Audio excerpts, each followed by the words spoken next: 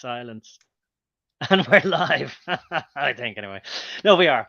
And I am here with my friend JC, and he is, just to give him a quick introduction, he's a former member of the Freemasons and Knights Templar.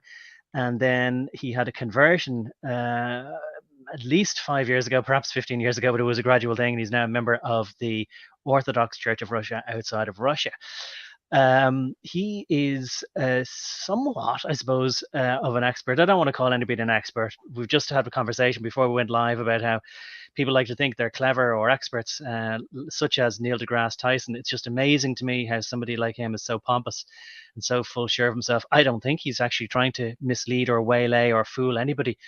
I think he is somebody you could look at, and unfortunately for Neil, I think you could point to him and say he's the quintessential example of that phrase of that I quoted last week in the Bible, and I'm going to make a mess of it again, but along the lines of those who once thought they were wise at once became fools again. So we always have to remain humble. But what I want to say is JC is, I would say, pretty well qualified to explain to us a lot of things to do with what is known as gematria and hidden or occult things, not only in the Bible, but we're going to try and go stick to the Bible. And there'll be some, obviously, a lot of roads will get us there, and there'll be a lot of tributaries off the main stream, if you will. So look, I have a tendency to go on and on. Without further ado, I'll let JC take the floor, and I'll begin by asking him a question. I said to him I'd like to start here, and I should really have had the picture up, but I'll try and do that while he's talking. People might be able to know that there's a G, the letter G, within the picture or the symbol for the Freemasons of the set square and the compass. JC, could you tell us either what you think or what you know the letter G stands for? Is there a single answer, a best answer, more than one answer? Please enlighten us a little bit, if you forgive the pun there. More than one. It depends on what level you are and who you're talking to. It means many different things. To the public, they would say it means God or grand architect. To someone on the inside, onto the very, the very doorstep of masonry, they would probably say somewhere along the same lines. But then as you get on in there, it's more, you have the generative principle, which is, it's, sex magic and the furthering of the human race, etc. Then you have gnosis, which is another, and and gematria, which is another, and and it goes on and on and on. And this is the nature of this is the nature of Kabbalah and the Neoplatonic system and just philosophy in general, is that it is fractal. And when you get into these things, there's always something else to know, and you'll never know it all. And that's the thing, like the ones who do profess themselves to be wise, the ones who say they know it all, know nothing. Because if you know anything at all, you know that you'll never know everything. You just can't. We're far too finite for all that. But yes, that's a great answer. Yeah. Like all symbols, it is polyvalent, and like I said, it depends on who you're talking to and when, where, those kind of things.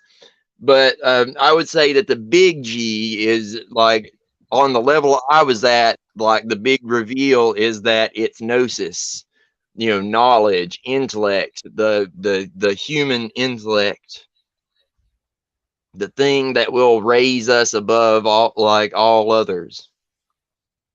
Yeah, and just to reiterate there, because we did mention it before, but I think this is worth reiterating, is that, and I'll say hello there to people who've already joined us, Lily Gazoo and Dr. Crispy Johnson, his name cracks me up, and American Patriot. So you mentioned the last time we were talking, and I think it's a very good insight to know that when you are within any hierarchy, I know that within the corporation, just like in the military, there was a need to know basis type thing, depending on what your level or rank was within the corporation, and the same. So we can understand that from outside of the Masons, but certainly within the Masons, somebody might be at a certain level, and they might tell you you might be, say, a new initiate or a porch mason, you might say, and you might say, "Oh, what does the G stand for?" And they'll tell you, "It stands for Gematria." And you'll go, "Oh, wow, that's amazing," because you assume everybody within this club is all on the same level. But like, again, the other analogy of G. Edward Griffin and his rings within rings of power, there are people at different rings that get closer and closer, who might have then more knowledge to add, and they don't know what they don't know yet when they're in their outer rings or lower down in the pyramid or the hierarchy.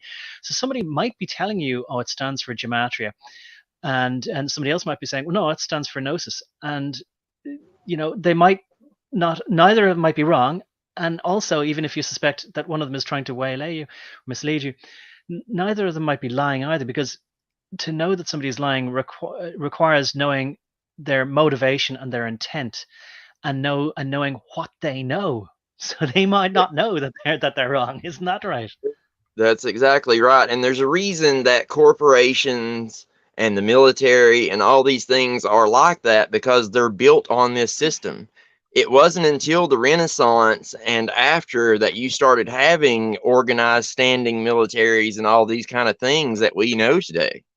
Like all of this, like that's why I like to talk about these things, is because this Kabbalist system, and and it's Neoplatonist, like sister system, you'll call it, because with the ancient Kabbalists, they, around the time of the Renaissance, they're the ones that kind of pushed it on, you see, down in Italy, in Venice and places like that.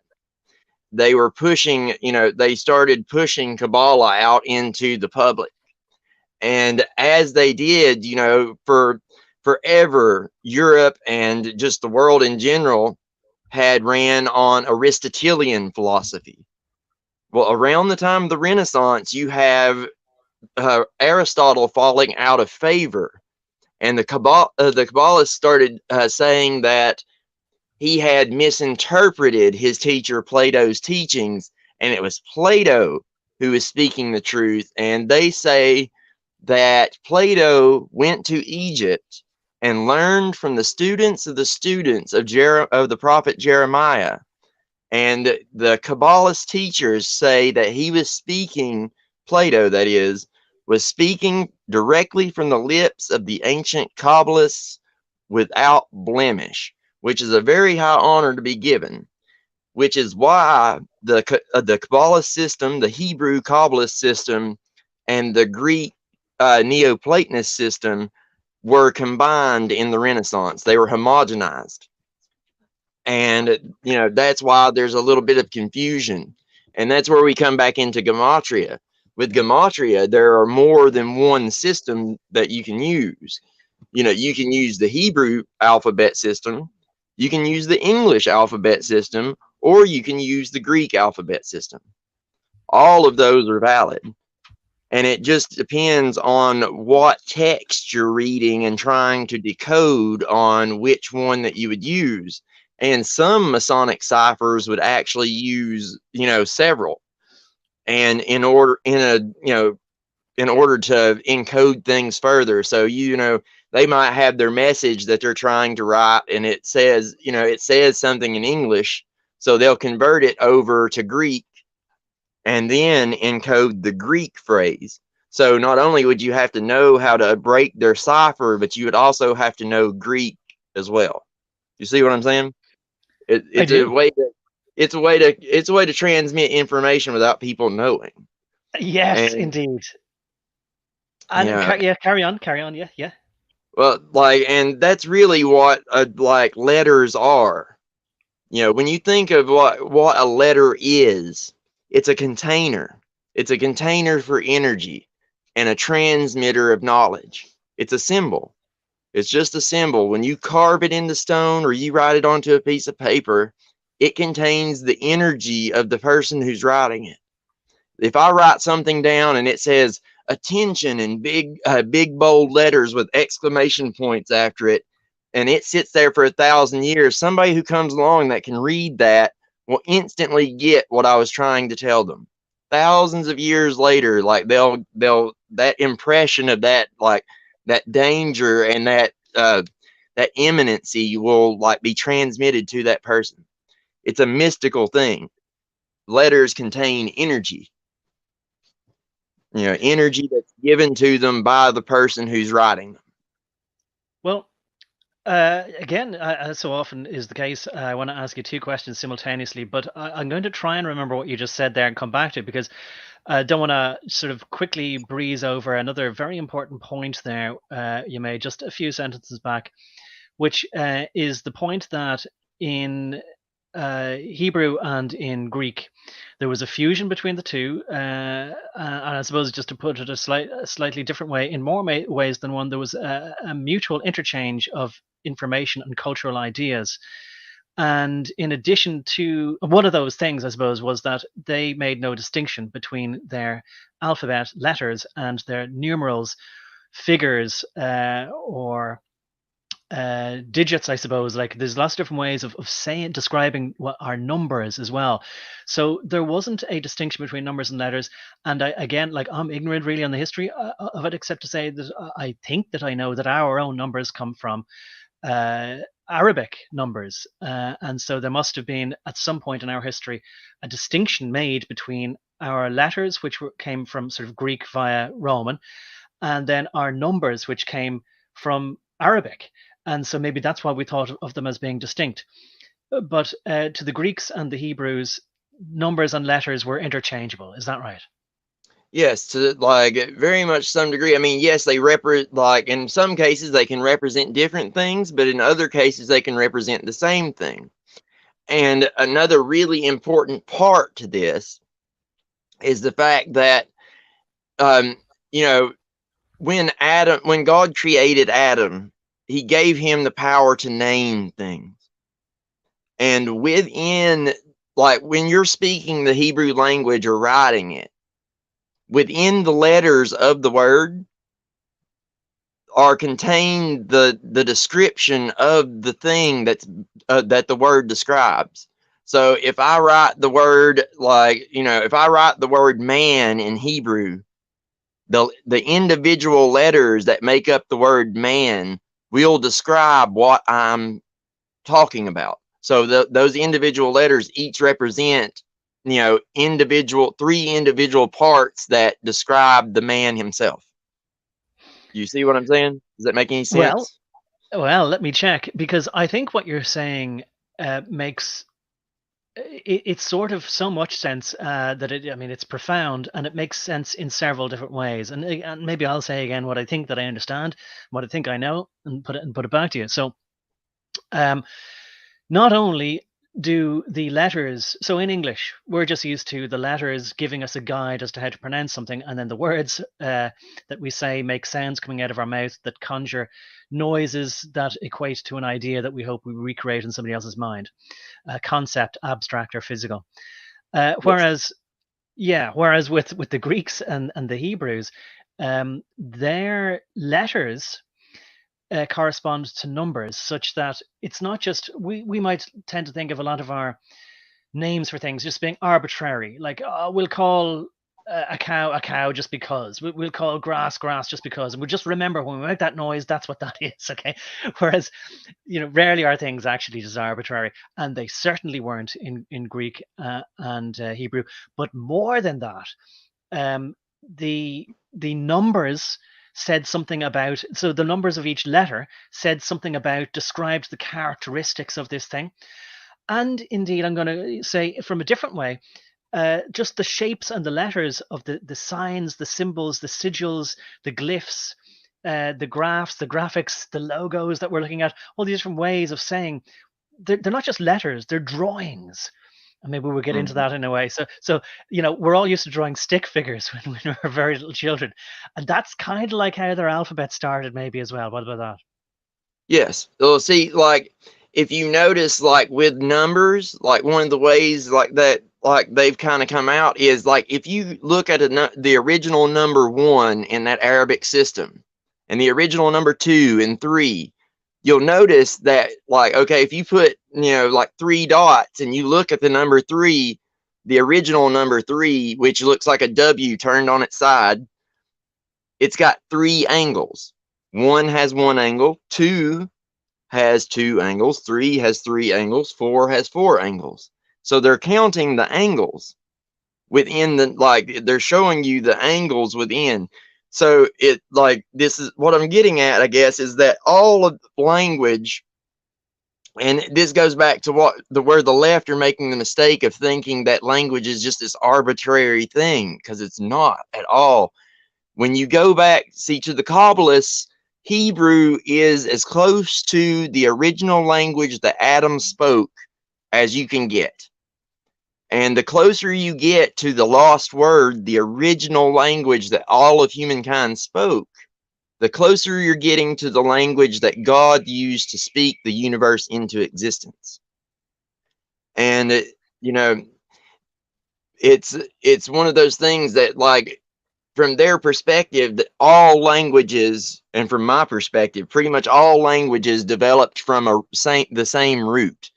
And as times went on, they've gotten further and further away. And I mean, if you read the Bible, it tells you about the Tower of Babel and the twisting of the tongues. So, all this stuff kind of lines up that, yeah, like we started with one language and at some point we diverged. And the further you get away from that, the less of that meaning is still contained within the word itself. If you know what I'm saying. I believe that I do. And on the screen there, we have just in sharing just what I searched for on the internet there very quickly to illustrate what you were saying about the number of angles that they were counting, which is where our digits or numerals and there might, or figures, and there probably is a more exact number to use there. And the word cipher or code might come into it as well. But there is, I'll just say, as well as that picture to illustrate what JC was talking about, as far as, the derivation of our modern day numerals. We always assume modern is better, but we have lost connection to what they mean. They're fairly arbitrary to us, or we may have wondered, why sometimes is a 1, do we write it just as a single line, and other times why do different fonts have it, as you can see there, where there's a line underneath and that there's a serif or something like that, like a wing, an angel's wing coming off the top. Is it part of the letter? Does it signify anything? What's the story there? Same with the 7. Why do we sometimes write it? I was taught that it was a very European, continental European thing to do, to put a stroke through, a horizontal line through the center of the 7. Other little variations like that. Same with the 4. Sometimes it's open. And you have an almost horizontal 2 lines, an L shape with an I going through it. Other times it's closed like that. So are these variations? What do those mean even? But I would suggest maybe they are waypoints along the deconstruction or getting further away from the original. And 2 things then to say before I hand it back to you and then ask you a question, JC, is that in the description of this live stream, whether you're listening now or whether you're going to play it back, you will find a link to a few videos, and one of them is a video where a rabbi explains the origin of the numbers, but he doesn't do it very well because he tries to point out that it's to do with the internal angles of each number, and he's pointing at the modern numbers which we use, and he gets confused because what he's saying doesn't match what he's trying to point out. So you have to actually look at the original Arabic numerals. Yes, all of the, basically, like, what I'm getting at is, if you go back far enough, like, we can get back to something that has more meaning than what ours does. But I'm not 100% sure that Hebrew is going to be that original language, and the Masons aren't 100% sure either. Of course, the rabbis will tell you it is, but they always do. Masonry is still looking for, like as far back, and they're looking more like at Sanskrit, languages Yes. that aren't even spoken anymore. And the angle thing, that's one of the things that like this came out of Renaissance scholars that like came up with what he was trying to explain there. And I don't know if it's true. All I can do is quote them and what I was taught. Which Yes, of basically what course. I was taught is directly out of what Renaissance scholars came up with out of this Kabbalist system when they revived it. Oh yeah, for sure. And there's no doubt that they're going to have some cognitive bias, and also they're likely to have some pride. And it's not just Neil deGrasse Tyson. It's amazing how many people, once they get to be a professor or whatever, that they just start getting high on their own fumes. Yeah, say it that way. There's a South Park episode about that, and so they like to be thought of as not just educated, that goes without saying, but so lofty and erudite, but that they have a wonderful sense of humor. So they actually want people to think that they have a very they imagine in their mind or somewhere in the back of their head, they picture a scenario where people leave the lecture hall going talking to each other, saying things like he's so clever, and he's remained so humble as well, and then he'll be saying to himself, just like Upton Sinclair, yeah, I mean, the world, what it really needs now is more humble geniuses, like myself. This kind of thing. Yeah. So anyway, the other thing I wanted to agree with you there and reiterate is about so talk about the original derivation of numbers and where they came from. I think there's a downside to the older style of numbers and letters, and there was a time and a place for them. And I think that there's different solutions and different applications of the same idea for different environments, and so I think it's natural that we would optimize, although we're getting away from the original source, and it's important that we know where things came from, and to do it languages in our modern languages. I know that from comparing French, German, and Italian and Spanish, that the way that these languages are constructed in their syntax, and that the way that you pronounce them and the way that they sound to the ear affects the way that you think, affects the way that you sort of cognate things in your mind, and it affects your attitude. And there is such a thing, or there used to be before our countries became hosts to the world, there was such a thing as the national character, and a huge amount of that was baked into the language, which is why when you remove somebody's language from them, a lot of that happened in Scotland, Wales, to a lesser extent, and to Ireland as well. The Welsh, especially in North Wales, kept their language, and so what you find is people keep their culture much more when they keep their language. Yeah. And so we can then extrapolate easily from that and sort of say, okay, well, there is a logical basis for saying, therefore, if people who live in Israel, and there was, as far as I understand it, a big cultural promotion, or there was like a lot of money thrown into the rejuvenation of what was a dead language of Hebrew, because they knew they wanted to bring back that culture, which would be brought back by the language, and therefore getting closer to God. That's the logic, and there is a logic to it. There's a coherent logic to it, and therefore getting closer to what God would be. So do you want to talk about that a little? Yes, and that's what was would transition us towards that John Dee conversation I was getting at earlier before we got on stream. Is the that though I know most people have probably heard of John Dee, like in passing at least, but he was an extremely important Renaissance scholar. As a matter of fact, he was the mathematician who taught Elizabeth I, and he was also her court magician and her astrologer, and all those kind of occult things. And he taught her ciphers, and he's the first person to use the moniker 007 when he would write ciphers back and forth between him and the queen. They were great friends. He was her teacher, her confidant, all these things. But he got really deep into Enochian. See, around the Renaissance in Ethiopia, that is when the book of Enoch first got dug up. And from this, everybody's already, like as I was talking about earlier, Platonism and Kabbalism are on the rise.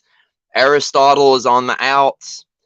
And people are really getting hot and heavy for this stuff. And once the Book of Enoch hits and they start reading about the giants and all these different things, and Enoch's all of Enoch's adventures and things, it sparks imagination, and imagination is like the beginnings of all ideas, really, right? And that's one of those through lines that, like, you can always follow the philosophy, because philosophy runs like a thread through time. But it was around this time that all of this really exploded in England.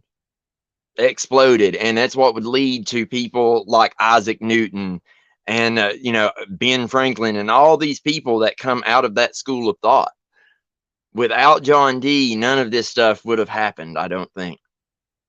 Not in Great Britain, anyway. There was already things going on in Germany and in Italy and other things, but it wouldn't have blown up in Great Britain like it did without John Dee. And America wouldn't exist without him, because it was his teachings that, like, kind of led people in Britain to start thinking about this revolutionary type stuff. People don't realize how important he was. And the books that he and Edward Kelly ended up coming up with, these books of magic squares, the Enochian language, and all these things, from a Mason's point of view, once that is unlocked and they translate that, it will give them, like, what he supposedly translated from the angels, transcribed from the angels, he and Edward Kelly, is the exact speech that God gave at the beginning of creation in order to spur creation into existence. And from their point of view, if they can ever decode what he and Edward Kelly transcribed from those angels, quote unquote, they think that will initiate mankind's apotheosis and the apocalypse. Because it's the text that created everything, it's also the text that can uncreate everything, if you get me. And if you know anything about Gnosticism hates matter. They hate being trapped in these physical bodies. So unlocking that text is of utmost importance. I see. Wow. And I'm going to admit that I said to you earlier today, oh, I haven't heard of John Dee. I'm going to have to read up on him. But now I remember that we did talk about him before, and the 007. Was that on a previous stream, or was that between yourself and myself privately? I can't remember. I'm so sorry.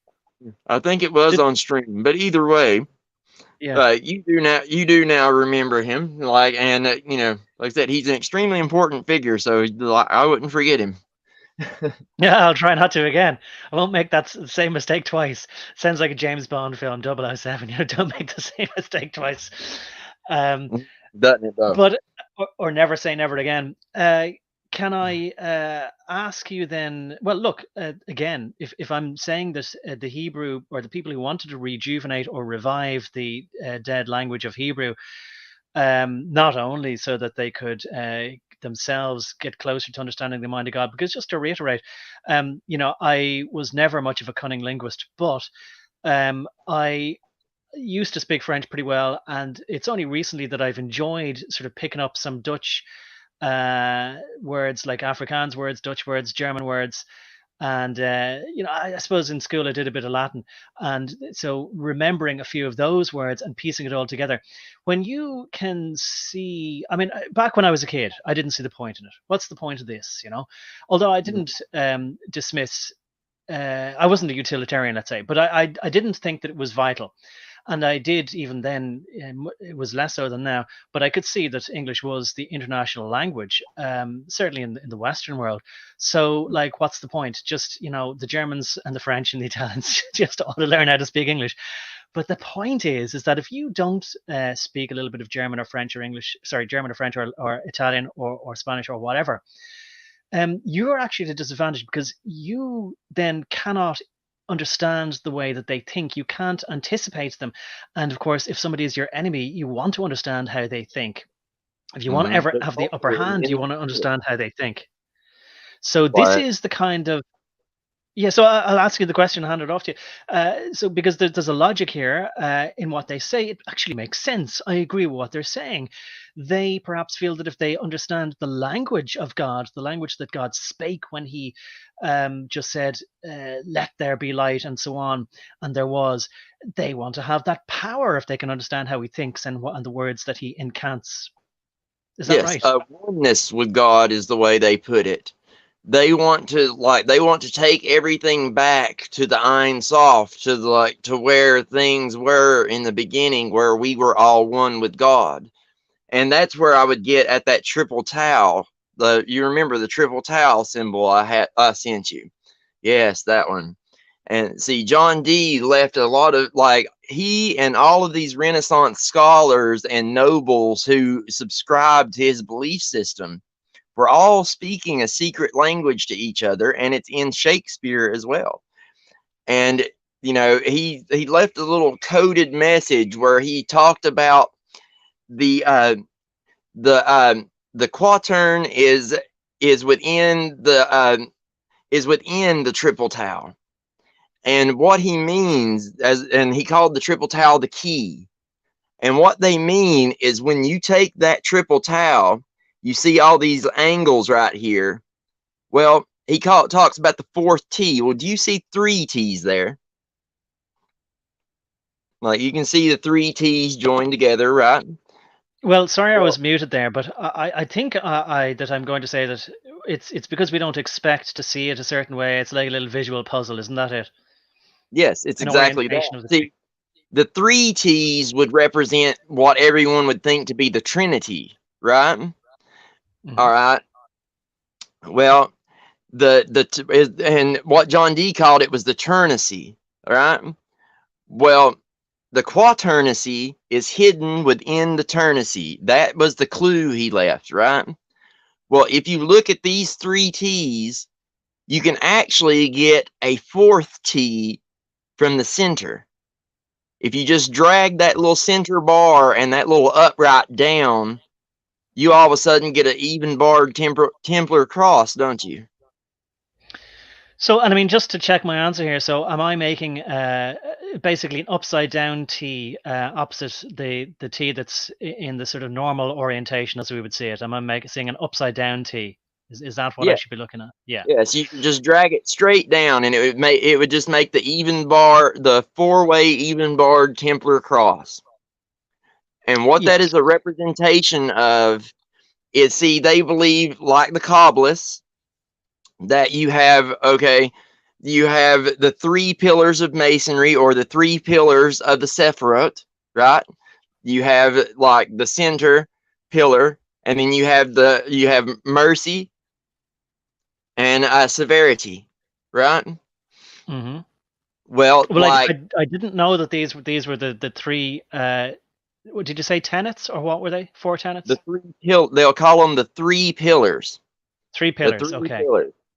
And like the 4th pillar, though, the one that's hidden, is going to be representative of all matter, earth, mankind, the animals, everything. And what it represents is that God is within all of us. And this is something that you would have heard Kanye West, if you had ever watched any of his little sermons he gave to him and the Kardashians' little group of friends or whatever. You'll hear him saying this exact same thing. He asks the crowd, he says, have you ever felt like God was inside you? And I mean, it just, as soon as I heard him talking, I knew they had sent. It was after he went through his little spell where he supposedly went crazy, right? Just like Britney Spears and the rest of them, he comes out with his little red Kabbalah bracelet after being sent to the Kabbalah Center down in LA. And as soon as he comes out talking this whole, you ever felt like God was inside you? Like maybe you could be God? That type of thing. Like, I mean, it's you can always hear it in the philosophy. If you know their symbols and you know their philosophy, you can always spot them. Like Christ said, if you have the eyes to see and the ears to hear, you just can't miss it. Yes. You'll see it everywhere. Well, let me make a simple but I think a useful comparison. So I've often talked about that I worked for a massive mega global corporation, an American corporation, but global. And so in that corporation, they talk about we have a culture. They actually say it, but of course that's because they want to try and control it and control your mind. However, the point that I want to make is that back to language, then they create our own language, and we have so many what we call proprietary words, not just for terms to do with whatever the products and the in-house sort of vernacular for referring to certain things that we do or processes that we have, but also just to manipulate the English language in such a way that there are words that could be heard outside that mean a totally different thing to the way we use those words to refer to esoteric. It's exactly like inside the building or inside the corporation, the words that we use are the same as what you hear in English, but mean different things. And so you would need a dictionary or a thesaurus. And I just wanted to point out before we get any further, because this picture is a little bit. Say that again. Within Masonry and Masonic ciphers, it would be called a key, and that's exactly what they're using. That's a Masonic trick in order. That's exactly how the Masonic order keeps secrets from getting out. Yes, and when you are hearing Kanye West or somebody else who is in the public eye speaking in such a way, saying, do you ever feel that God's inside you? You know that what you're listening to are the words of somebody else who has worked within the same corporation, right? Like what I did. So I would always be able to recognize somebody else talking the same vernacular. The kind of business speak that just always made my skin crawl. But I compiled a dictionary of many of the words to try and essentially initiate people into the corporation, because otherwise they didn't know what was being said. How would you know how to communicate at all unless there was a translation for the words? I did that, and people were blown away by the fact that it was actually it was a fairly quick process to gather 2,000 terms that needed explanation. That were used quite regularly, but you recognized what you were hearing because you'd been inside the same sort of corporation, in a manner of speaking, like the Masons, which is what you're saying that Kanye West was in. If you haven't been initiated into the mysteries, then these words might not mean anything to you. What he's saying might just sound, like any other religious person, like you won't notice. It's just like people who aren't for real Christians, like people who aren't Orthodox Christian, a lot of times don't really even know the difference between all of the different sects of Christianity. Like a lot of times people in religion have no idea what their own religion believes. No, as we know, most people don't question the world around them, like it says in the Matrix, like Morpheus says in the Matrix. Most people who are in any religion, and I think I said it to you the last time, I asked people who are Methodists, what's the difference between you and Presbyterians or regular Protestants? Not only had they not a clue, but the question had never occurred to them in their whole lives. Yes. What the difference between them and a Calvinist and a Methodist, and didn't know, no clue. Even though these people consider themselves to be quite religious. It's like same thing I experienced growing up as a kid. We were all Masonic, but the Baptist Church is also wrapped up with Masonry. So but I always noticed that like with the Baptist Church, it's not like Orthodoxy where things are explained and they try to explain this fractal nature of things like up to your understanding. If you can understand it, then they're more than willing to explain it to you. If you can ask the question, they will give their best to answer. But within the Baptist Church, it's like you read the stories from the Bible and they have like this loose moral to them.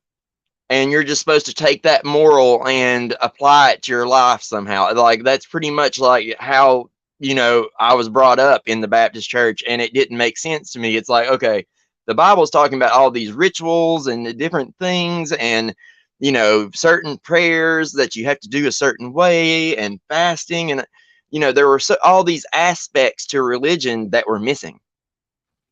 you Yeah. know and it didn't work. Like, I've been baptized before becoming Orthodox. Like, I had been baptized like 3 or 4 different times. All right. Wow. So this was part of your journey from having left the Masons to try and find the one true church, sort of thing. Was that it? Yeah, so like, I grew up Baptist, and I got baptized twice in the Baptist faith. Once as a child, and then once again as I was trying to come back and find my way. I got baptized again. I thought, well, first time it didn't take. Maybe a second time will take. Right. You know, It isn't a normal part of the Baptist process. They're not called Baptists because you have to baptize yourself every few years. It's just that you left the church and then refound your faith. I thought you could rekindle it that way. Yes, and I was wrong, because, like, they dunked me in the swimming pool and nothing changed. It's not like Orthodoxy, where, like, through my process of asking questions and inquiring into it, the further I got into it, the more I began to understand and realize it's like how absolutely necessary it was. It's kind of one of those things that it felt like my eyes were open for the very first time.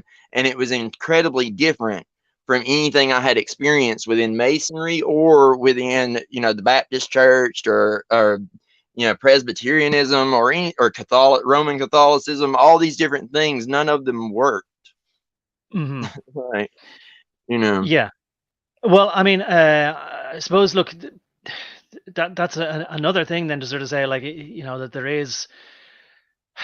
I mean, I'm trying to think whether it was, maybe I'm thinking of Goldilocks and the Three Bears, that she has to keep trying all the different porridges until she finds one that's just right. To me, like, I do remember that when I was a child, my parents would tell me of, different adults, maybe they were middle-aged, 30, 40, 50 years old, and that they were rediscovering religion or trying different variations on the theme. And I often, as a child, just thought that this was a futile exercise. I think that you're going to disagree if I would say that, but um, you know, uh, it's yes and difficult no. to. Yeah, I think there's a yes and no thing. I think the answer isn't just, you have to keep trying them all until you find the right one. In the same way as, like, you would never advise a woman or a man to keep trying loads of different husbands or wives until you find the right one. Um, I think there's a lot of period of reflection that I think we would sort of say, just keep looking for the right religion. You're not going to find. Let me put it this way. Um, I can't remember who said it. I quoted it in one of my videos called Zen and the Art of Noticing the Obvious. Um, I think it was Robert M. Pirsig who wrote the book Zen and the Art of Motorcycle Maintenance. He said, "You're not going to find enlightenment at the top of a mountain just because you go up there. You're going to find whatever you bring up there with you." Yeah, to Um, some degree that is so true.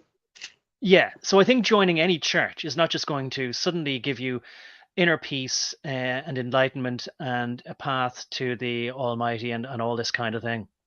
Well, In a good way, I mean, it has to have a process. Like, the Orthodox Church definitely has a process to inquiring, becoming a catechumen, and taking your baptism, and your new name, and all these different things. Like, but I would say this: like, I don't recommend shopping around for a religion like you're trying on for a comfortable pair of clothes, like most people do. I don't want people to think that, like, I took it in that manner, because that's definitely not what I did. no. Looking for the truth is a different thing. When you're looking for a nice fitting pair of clothes, you're looking for something that's comfortable, fits you well, and as you are. You're not looking for something that fits you the way they would fit you if you lost 40 pounds, or if you gained 30. You're looking for something that fits you comfortable the way you are now. Like, what you should be looking for is the truth, no matter how uncomfortable that makes you. And that's one thing about Orthodoxy that let me know something was right about this, because it didn't make me feel like I was better than everyone or anything like that. It didn't make me feel like, oh, well, this is the place for me because I can just be the person I was and they'll accept me for how I am and I don't have to change. No, it was like, it felt right, and when you go through the logic of it, it comes out right. It shakes out with with the way reality is, rather Well, than agreed. shaking out how I wish it was. If that makes any sense. Yes, and look, I think we're very much in agreement. In the same way as like to use my analogy, like of that you wouldn't just keep getting married and divorced until you find the right one, because the problem would be with you, and that finding then like to so then to use the analogy of relationships between men and women then as well, you could say that when the individual has matured enough, that they have gone through enough in life to realize who they are, then they're ready to meet somebody else that would complement them, that they don't become a fully actualized human being simply because of having met a special person who changes them, but rather that they become the kind of person who attracts somebody else who would also come to a relationship with their own philosophy that they can ask each other about and then know that they're compatible. Yes, it's like my current other half and I, like, we met over a spoon. As silly as that sounds, they have that ancient Scottish tradition of, like, that's how you would propose to somebody, which I always found funny. But, like, yeah, it was over a spoon with the symbol of the Eastern Star at the top of it. And she had found it and posted it. And I had said something. And, it's one of those synchronicities. It was kind of a sign we were kind of like interested in the same things but headed the same direction in some But ways. I know the spoon you're talking about, and it's a sort of a Scottish broth or soup spoon, isn't it?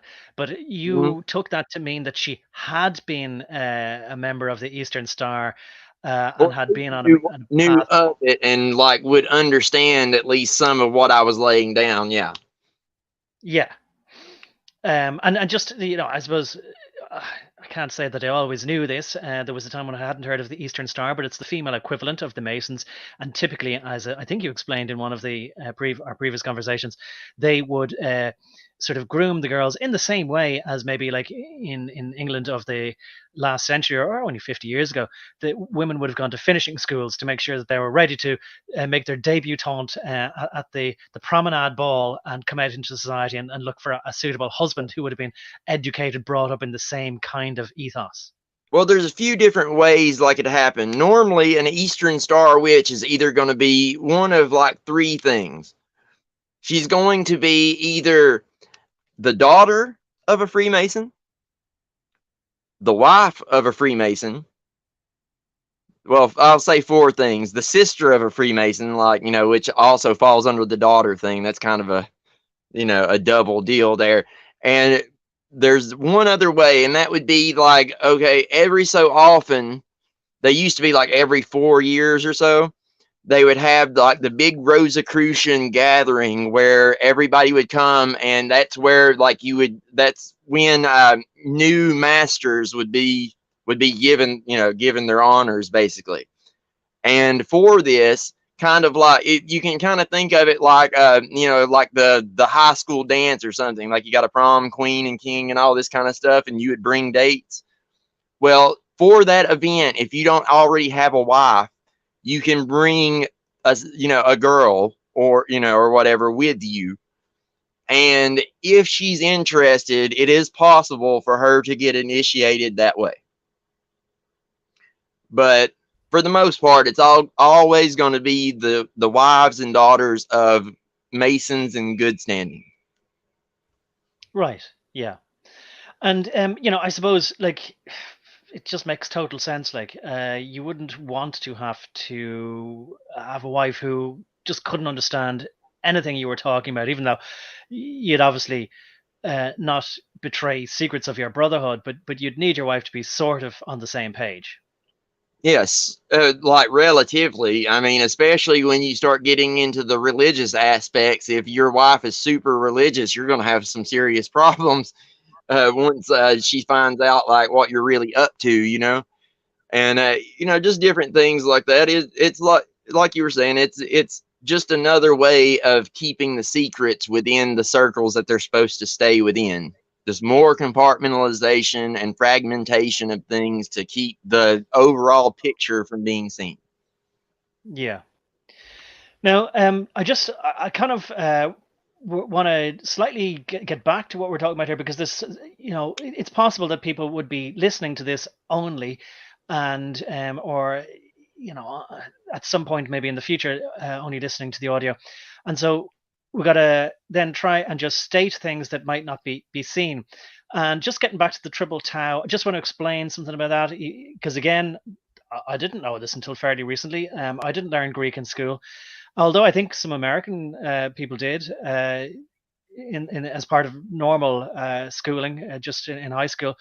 But anyway, the letter T for us, the equivalent in Greek is tau, tau, and it Mhm. more or less looks like our T. I'll make that as big as I can there in just the picture on screen there now. Mhm. But tau doesn't, to me, when I heard tau originally, I didn't think, oh, that's just the letter T. And the other thing is that its equivalent in Hebrew, there could be more than one equivalent. It can be thought of as a stick. It can be thought of as a cross. And there used to be a game where you'd have to pick up these sticks, or there were metal balls and then metal sticks. That could have been called taus and something else. There was a Well, it's game anyway also in ancient. it's also the same, I might add, as the Chinese, the Chinese version. Like I think theirs is Dao. Dao, I think is Right. the way to say theirs. So it's all the same thing. Yes. Like I just wanted to add that in there. Go ahead. Sorry. Well, that is brilliant, because to say that is fascinating. It shows that there is a connection, but between what we just think of letters that are just shapes that we remember make sounds, but with the Chinese, then everybody knows that they are pictograms, and that's what our letters started off as. And the other thing, then, of course, is that D, the letter D, transliterates as T. In other words, they're interchangeable, and you often hear, in fact, you know Irish people and some other people from other cultures and nations and languages, but most Irish people do not enunciate, do not pronounce properly the difference between T and D. It's, you could say, it's a lazy way of talking, that they never went to elocution lessons or whatever, but also you could excuse it by saying that there is a historical reason for that. That in Yeah, maybe the Irish language it carried there might. over into Celtic Appalachia, where I'm from. Like that's something that I've been trying to overcome my Southern language barrier, like issues, because there's 16 different dialects of Southern, and that's one of the problems we have is that we shorten words, we speak a little bit faster where I'm from, and certain letters like T and D don't necessarily have that much distinction when you're saying them. Yeah, unless you, I suppose, are conscious of it, and you're trying to speak in maybe a more neutral way, or trying to speak in a way that's what they used to say in English, but I think this is not politically correct anymore, to say received pronunciation, as in it's the way that it is considered to be the best way, or the most normal or official way of talking, or whatever. And look, that's important, because if you're going to have an international language, um, in computers, you want to have a standard. You want to have certain protocols that are standardized, and you do not want to have transmission errors, because it's difficult enough to understand each other without breaking into fights, misinterpreting what we meant through cultural things. You don't want to mishear something, and then a war starts out of that, as so often did. Hence, English and computer binary in themselves, just like the Godstones say, unite the whole world under one living language. Well, if you think about English, English does have a Latin root, an Indo-European Germanic root, you know, and a Hebrew root, but it's also got all these other words from other languages that have imported Japanese words, Chinese words, Greek words, Spanish words, Native American words. Like English is the new one world language for sure. Yes, and then that gives me the opportunity then to say, of course, Chinese is vying for that, and I just want to say to people that what I find very interesting is you mentioned that Tao is the same as Tao, and there's Taoism and there's Taoism, and Mhm. that, again, to use the word transliteration, people might be aware that in up until the late 1980s, Beijing was called Peking, and then at some point in the early 90s, they went, no, it's not Peking, it's Beijing. They gaslit us all then and started pretending it was always that way out of political correctness. But it's nonsense. It's just that they changed the code page as though it was like, say, from ANSI to what's the other one? ISO. I don't remember, but ANSI to ASCII, maybe something like that. A different code page that's slightly different way of rendering the letters. And the way that they used prior to, for the most part of the 20th century was called pinyin. And then they changed it to something else where they went, oh no, we've been mistranslating Chinese. You're not supposed to pronounce it as, say, Mao Zedong. It's not Mao Zedong, it's Mao Zedong. And he always was Mao Zedong. He's not Mao Zedong. But the thing is that a Chinese person wouldn't be able to tell you whether it's spelt with a T or a D because he's not using either of those letters. That's a way of representing it in our alphabet. And people get all politically correct about the whole thing. Meanwhile, the Chinese, if you fly into Beijing airport, it's still called Peking there. And it's still PEK on the... I forget what the International Airline Association acronym is called. But there you go. It's another very interesting thing about language, that in English we're just doing our best to approximate the sounds in other languages that don't even use our alphabet. And people find a way to get upset over that. Well, like, one thing I would like to point to is, for people to notice what's happening there. Again, it's alchemy. If you're thinking about it, okay, if you're going to make like a bronze sword, for instance, you need tin, and you need copper, and you need fire, right? Like, you have these individual components, and then you have fire that like then heats those up, melts them down. All right, well, look at the world languages, what's happening. Okay, you have like English over here, you have Chinese like and Russian floating around over here, Cyrillic languages and everything. Well, as they break down into their constituent parts and they clash with one another, what do you think happens to those languages? They start to intermix, just like the bronze and the tin. And this is how everything works. This is how the march forward always works. It's always about the alchemy. Always about the alchemy. It's about the breaking down in constituent parts and then reforming them together in a way that is more conducive to what you're trying to achieve. You can look at it as purifying the metal, we'll say. It's a fascinating comparison, and then I'm thinking of similarities between, say, the Nordic, the Swedish, the Norwegian, and Danish languages, and of course Dutch, and then Finnish to some extent, although I believe that's more like a Hungarian language. But and German anyway, and Low German, I think, is what all of that derived from, which, as far as I understand it, the low refers to not only lower in the elevation of the geography of the land, but in addition to that, it does mean what they consider to be vulgar or common or of the low people as well. that kind of language where it all derived out of. Further away from the godlike language, yes. Like, right. That's the idea. Absolutely. But to swing back, though, this little picture you see of the Vitruvian Man down here? Yes. That is important when it comes to John Dee. There's the little figure I showed you of John Dee's sigil that he had there.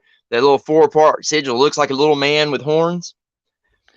Yes, and I'll bring that up on the screen now in a minute. I've got to convert that, I think, into a way that we can see it on screen. Just either way, you should be able to see it behind the Vitruvian Man there, if like people can see that. Like, either way, it's overlaid. Like, you will notice these things. I wanted to put that up there to just illustrate again that all of these cultures were communicating with each other in the same language underneath the surface. All of these artists, these musicians like Beethoven, Johann Sebastian Bach, just everybody you can think of, all of these great minds that we hold up so highly today, all of them were communicating in this same language.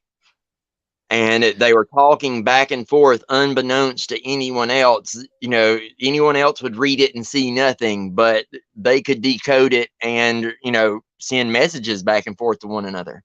And that's why they're held up as such great painters today. Anyone ever wonder why so many other painters get thrown by the wayside, but there just seems to be like certain ones that like everybody just gushes over constantly? It's because they're of this lineage of thinking, and Leonardo da Vinci was most certainly one of them. And you know, it was all of this was all of these illuminists had made a pact to work together towards a certain goal, and they were aware of all of these things like Gematria, and you know, the power behind language and words, and the power behind these symbols. And you know, if you listen to those Jewish scholars that I sent you the videos of, you know, you'll hear them talk about paganism, and they'll talk about how the pagans didn't necessarily get everything wrong. They understood that these planets had personalities, and that they sent electromagnetic waves to the earth, and that these waves affected us, and all these different things. They say that the only place where they made a mistake from the Hebrew Kabbalist's point of view is that they made the mistake of thinking that those objects were the powers themselves, and not working through the power of God himself, you see. So, you know, just once again showing how all these disciplines line up. And even though, like I've said in other streams, even though on the surface they may seem so different, they really are not. Yeah, and we have the picture on screen now, and I think it's large enough so that if anybody can see the screen, it's useful. But we can just still describe it. I mean, we're looking at sort of, well, you can explain a bit more, but it's semicircles, circles, across, and then arcs and things like that, which make the symbol. And some of them then constituent parts are mercury, or the symbol for copper. I see that there's the symbol for Jupiter there, but beside it, it's also the symbol for tin, and I didn't know that. So Venus is copper, Mercury, it says stillborn underneath it, and Jupiter, and then Saturn, and Mars. So these are symbols of the planets, but also of some elements, or Yeah. earth minerals. Yes, this is a representation of the lower part of the Sephiroth, the Kabbalah tree. See, what most people think, the Kabbalah tree starts from the bottom. It doesn't. The Kabbalah tree starts from the top and works its way down. And you don't get into material matter till you get to the very lowest ones, like 10, right? And this symbol is representative of that fourth T that I was talking to you about, of physical matter, the things that make up physical matter. You know, you have the sun, you know, you have water, you know, you have all these, you know, you have the elements, and you have the moon. These are the things that John Dee put together to make his sigil, because these are the things that to him represented, you know, the four things that represented, you know, material matter, you know, earthly matter. And it's this earthly matter that to them is semi-divine, because God is in all things, which at their time, the Roman Catholic Church would have beheaded them for that, more than likely, or lit them on fire. You know how Rome Yeah. kind of did the thing then. Okay. Well, as long as they only light them on fire, as a warning, you know. But But you the also, that the ternary and the quaternary over here in the right hand corner, right. like, and that X, which also the X of the pig pen cipher of the Templars, of the Freemasons, like there's some tie to the Scottish flag and the Southern American flag as well, like with their X. But you know, that's a different story altogether. But either way, you know, this is a representation of, you know, John. This is what he chose to be his magic sigil, the one that represented him.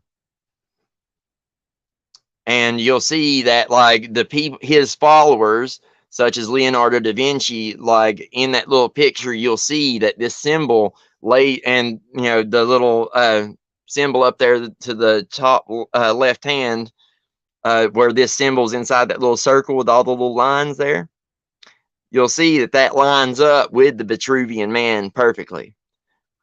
And that Yeah. just goes to show that the Vitruvian Man is also is also a statement on mankind's divinity. Right. Now, I suppose that's an important point that we need to stop. People might not be aware that Vitruvian Man is that famous sort of sketch drawing, like as if it was the architect of man getting the measure of man. And you have said to me before as well, hey, did you realize that squaring the circle, the phrase, how do you square that circle? In other words, how do you solve that problem? Is a way of describing the square and the circle within which man is measured and contained.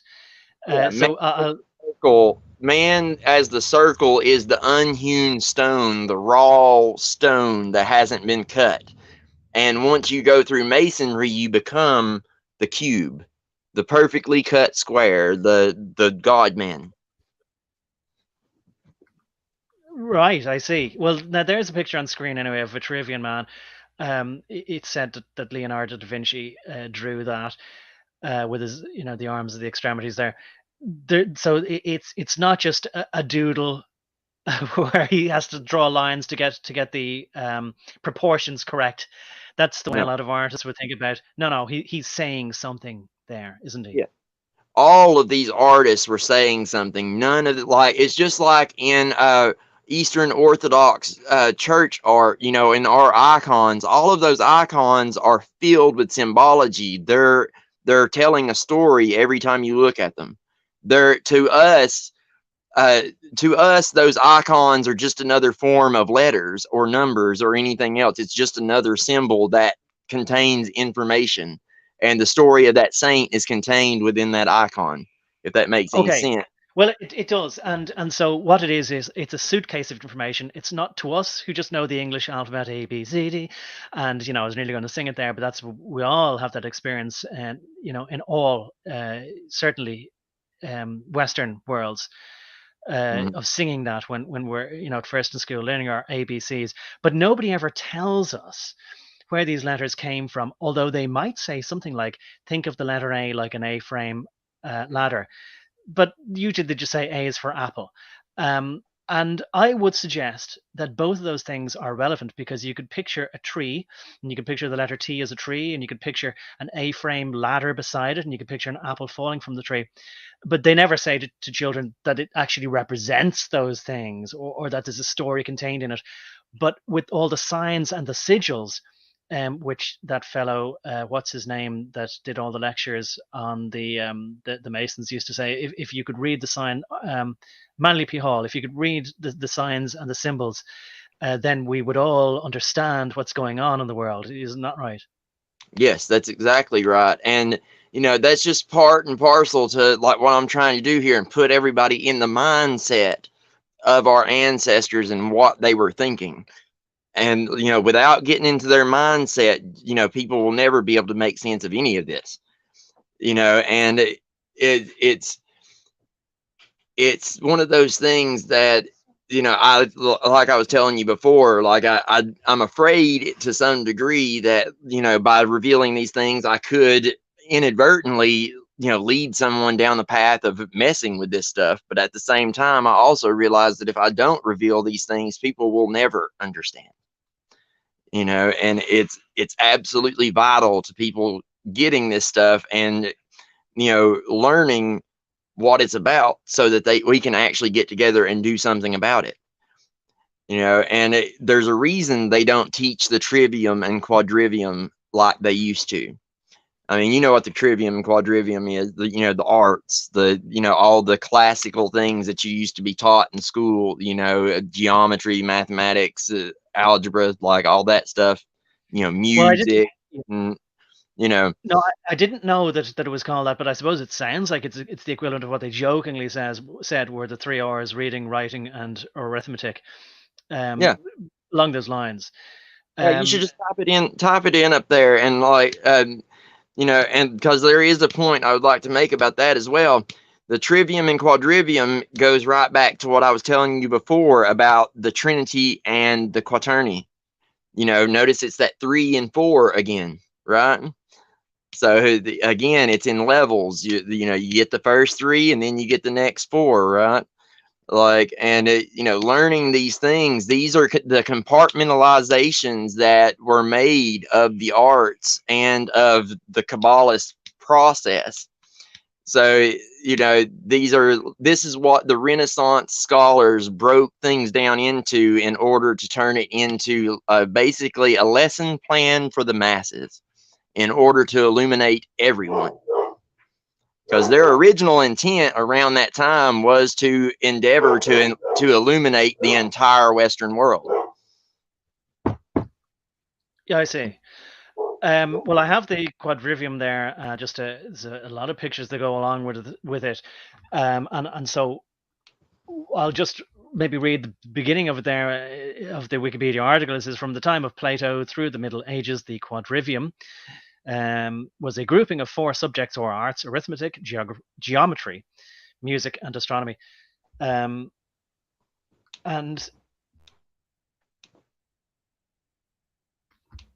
sorry, I had to cough there for a moment myself. Sorry. And you had to deal with the dog for a moment, didn't you? Yep. Excuse me. But anyway, what I'll say is that we have strayed off topic, I think, a little bit, but this will help us to get back to it, because I see geometry there, and there's something that I just want to mention before we go on, and again, because there's so many interesting things, as I always do, go off fractally in all different directions.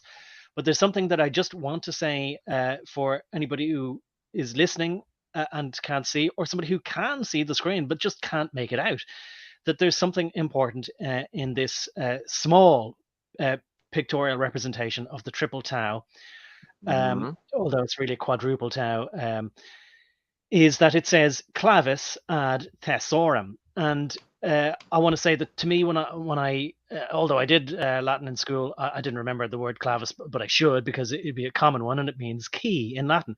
But it makes me think of the clavicle. So maybe that's the key to the neck, to the head, or something like that. And ad means towards or to. And then I did not know this, and I can't believe, if I would have ever been taught it, I surely would have remembered. But I only learned today that thesaurus, in other words, the book that we look up to find alternative words that kind of mean the same or more or less are synonyms, thesaurus in Latin means treasure. So a treasure book is a book that you open to find lots of different words to express yourself. Isn't that amazing, that the real treasure is not gold, but that it's the ability to understand the meaning of words and express yourself through the meaning of words? Yes, like the very thing that numbers and words, geometry, these things, this is the language of God. God speaks in numbers and mathematics and, algebra. And algebra is made up of letters and numbers. Geometry is made up of, this is why there's such an emphasis on geometry and, Gematria, which is what I was trying to lead right back into with all this, is like you have the trivium and quadrivium, geometry being one of those parts. And, that's what I'm endeavoring to do here, is take people through the things that they need to know in order to suss this problem. And, this just happens to be one of those inroads that will help them understand like exactly what all this is and why they need to know the trivium and quadrivium. And, Richard Grove over at Grand Theft World he's doing a great job, him and Jay and others, at putting together an entire course that people will be able to take and, learn this stuff, like really learn it if they are truly interested. So hopefully we can re-educate the West this way, hopefully. But either way, back on task. Well, my attitude... go ahead, yeah. Oh, I was just going to say that Gematria really comes from the Greek word for geometry. And really went through, if you look through Pythagoras and Plato and all these different systems, they all come together and they work together in concert. So, like, for instance, like when you're looking at like the musical, like the like music, chords, and all these things. These things are directly related to measurements, numbers, and geometry themselves. Like all these things are interrelated to one another. Language, and the shape of things, the way the solar system moves, and like it's all tied together. It's a system of everything. Is really what it is. Like if you are looking to find out what Kabbalism really is, it's kind of like a philosophy of everything, because everything is under the purview of God, right? Yeah, and look, again, I don't know how easy it is to see on screen, depending on the size of your screen and resolution. But again, worth repeating that Gematria and geometry are pretty much the same words. They both derive from two words, geo meaning the earth and metry meaning to measure. And there is a picture of geometry. And in geometry, you have squares, cones, circles. And I suppose it very much might be reminiscent then of polygons. And anything that is gonal comes from the Greek. A gonad is a corner, as far as I understand. So polygon means many corners, or angles where two lines meet. And there we have a picture, a medieval scholar, and it's almost like he's standing outside of the world, That's measuring Christ, the I world. believe. Oh, is it Christ? All right, and he's measuring the world with a compass, but he could be, of course, be measuring the inner world. It might be something very small. It might be an atom or something like that. I believe that one might be Christ, like Christ actually measuring the world itself at creation, like because from the Orthodox perspective, like for instance, the spirit that Moses talked to, the person Moses talked to at the top of Mount Sinai when given the Ten Commandments was Christ.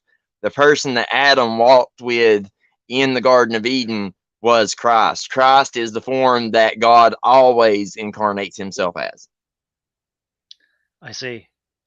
The Um, only time that there's, like on the top of Mount Sinai, it said that Moses had to, like they had to gaze upon his, his back because he couldn't look at his face directly. Well, it was Christ's back he was gazing at. You know, wow. God Himself does. The big G doesn't have a physical form outside of Christ that we would recognize. You're talking about something that's beyond our understanding or ability to comprehend. So hence why Christ is needed. Like there has to be an intermediary here to like be able to conversate with him directly. Yes, yeah, yeah, and I mean, there is the sort of comparison of that you cannot look at the sun, the thing in our sky directly because it's the light of it is so bright it burns your eyes, kind of thing. You have to avert your eyes from its magnificence.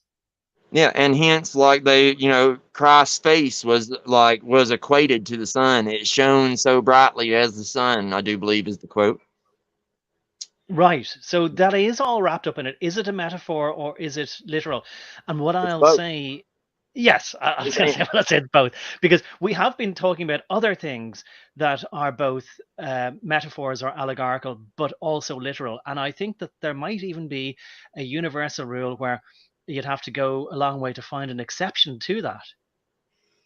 Yes, especially when you're talking about these kind of things. This relationship, these paradoxes, you can call it, like are all throughout our reality. And, the way I look at it is every time I see these little paradoxes, it's almost like, seeing God's thumbprint on something where he's just saying, I'm here. It's Yeah. back to that thing that, Christ said, under every rock you may find me, like, because God is everywhere. You'll see his handiwork all over the place. Like I told the wife one time, it's almost like waking up in a house that your father built, but your father died before you ever got to know him, and you're just walking around the house and looking at all the architecture that he built with his hands. And by looking at this architecture that he built with his two hands, you're able to discern things about your father indirectly, if that makes any sense. Oh, yes, absolutely. And I'm going to say the word ontology. And this is when I was listening to Christopher Hitchens a lot, and I think maybe he introduced me to that word about the concept of the intelligent watchmaker. So that if you're walking along a beach and you find one of these magnificent pocket watches with all the intricate gears and springs and everything ticking away perfectly, you don't just assume that it got there by random chance, that eventually, in all the possibilities of things that would happen or could happen in the world, eventually, of course, a perfect golden pocket watch would evolve of its own accord. No, there has to be a creator, and arguing about that is comes under the topic or subject known as ontology, metaphysics, or that kind of thing. Yes. Metaphysics are definitely a realm I'm familiar with. Like the tag argument is usually the one I'm going to whip out, like in order to argue my case. So, transcendental and metaphysical arguments are like, yeah, that's definitely my wheelhouse. I'm, I'm quite fond of them. I think that it's the best argument for God, in my So then, opinion.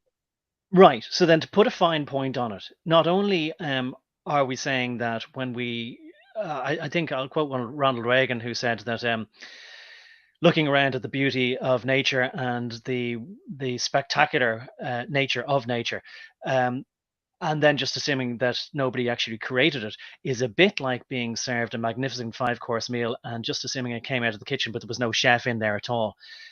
Yes. So not only are we sort of saying that the wonderment of nature and everything, the sky clock, as Crow's 777 puts it, of the if we imagine the galaxy as being all these orbiting planets and whatever in a 2D plane, curious enough. But I won't. Sorry, I don't mean to be touching on that. But not only are we saying that that in itself could be considered to be, or there's certainly an ontological argument to be made for the existence of God because of the amazing intricacies of of creation, which we are in and a part of, but also, and bringing it back to the subject matter at hand, if we happen to find that when we look inside ourselves and we find DNA and there's a code and there's a coherency to that code, and if we look in the Bible, which is written in such a way that it not only is sort of a self-verifying because of its own internal consistency, but from the very beginning of the book, where it says in the beginning was the word, that when you look at the letters that make up literally the word for the In word Hebrew, in Greek, logos, yeah, in that Hebrew or it Greek, itself, yeah, it yeah, that, refers that back either to, in Hebrew or Greek, go on, you take yeah. it, that either in Hebrew or Greek, yeah, Yeah, it like in either Hebrew or Greek, basically, but especially Hebrew, when you're breaking that down, when it says like, the word, like the letters that make up the word literally refer back to itself as being the word. The Torah itself like is repeating that golden ratio toroidal pattern over and over and over and over again through the whole thing, and it self-references itself in such a way that you know you can tell that Hebrew in itself, the language itself, is correlative back to, it is evidence for God in itself, because the letters themselves are, it's a discovered thing, just like mathematics. Human beings discovered this. It's not something we invented. This is something that is far bigger than us, and it exists whether we do or not. And it's just a matter that we are able to perceive it because of, human beings being human beings. Like, we were created in the image and likeness of God and all that kind of stuff. Like, we had the intellect to be able to perceive these things, but they are outside of us and outside of even space time. They are eternal, and they're truths. And and the definition of truth is something unchanging, something that is eternal. And it's true no matter where you're standing, at what time, or who's standing there. Right. right. Well, I think then it's an appropriate time to mention this fellow, Russian guy, originally called Ivan Pinin, or Pinin. And he was the fellow who noticed this, wasn't he? He started off as, it sounds like, that he was a Bolshevik revolutionary and came over to the United States. This doesn't sound well at all. And then the story goes that he just happened to be perusing a copy of the book of John, I think he was in, or else it was Genesis, and that he happened to notice that there seemed to be an intrinsic pattern in the very beginning of these words, whether it be in Hebrew or in Greek. Isn't that right? Yes, I do believe that was who it was. And like, it's one of those things that it's hard to say exactly what causes someone to notice or to wake up to these things. As a Christian, I would say, it's divine intervention of some sort. It's a spark given to you by God himself, like trying to pull you back home, would be my interpretation of it. Like I would say that that's very much what happened to me. That's the only explanation I can come to, because as you asked me before, I couldn't answer you as far as like exactly what caused me to take a different path, but it was something. And then, the accident happens, and I like my heart stops for a little while. I have a little experience on the other side, and then like that's what caused me to start on the path I'm on now, which like that's what like sort of convinced me that Christianity was the way. I just had to figure out which church.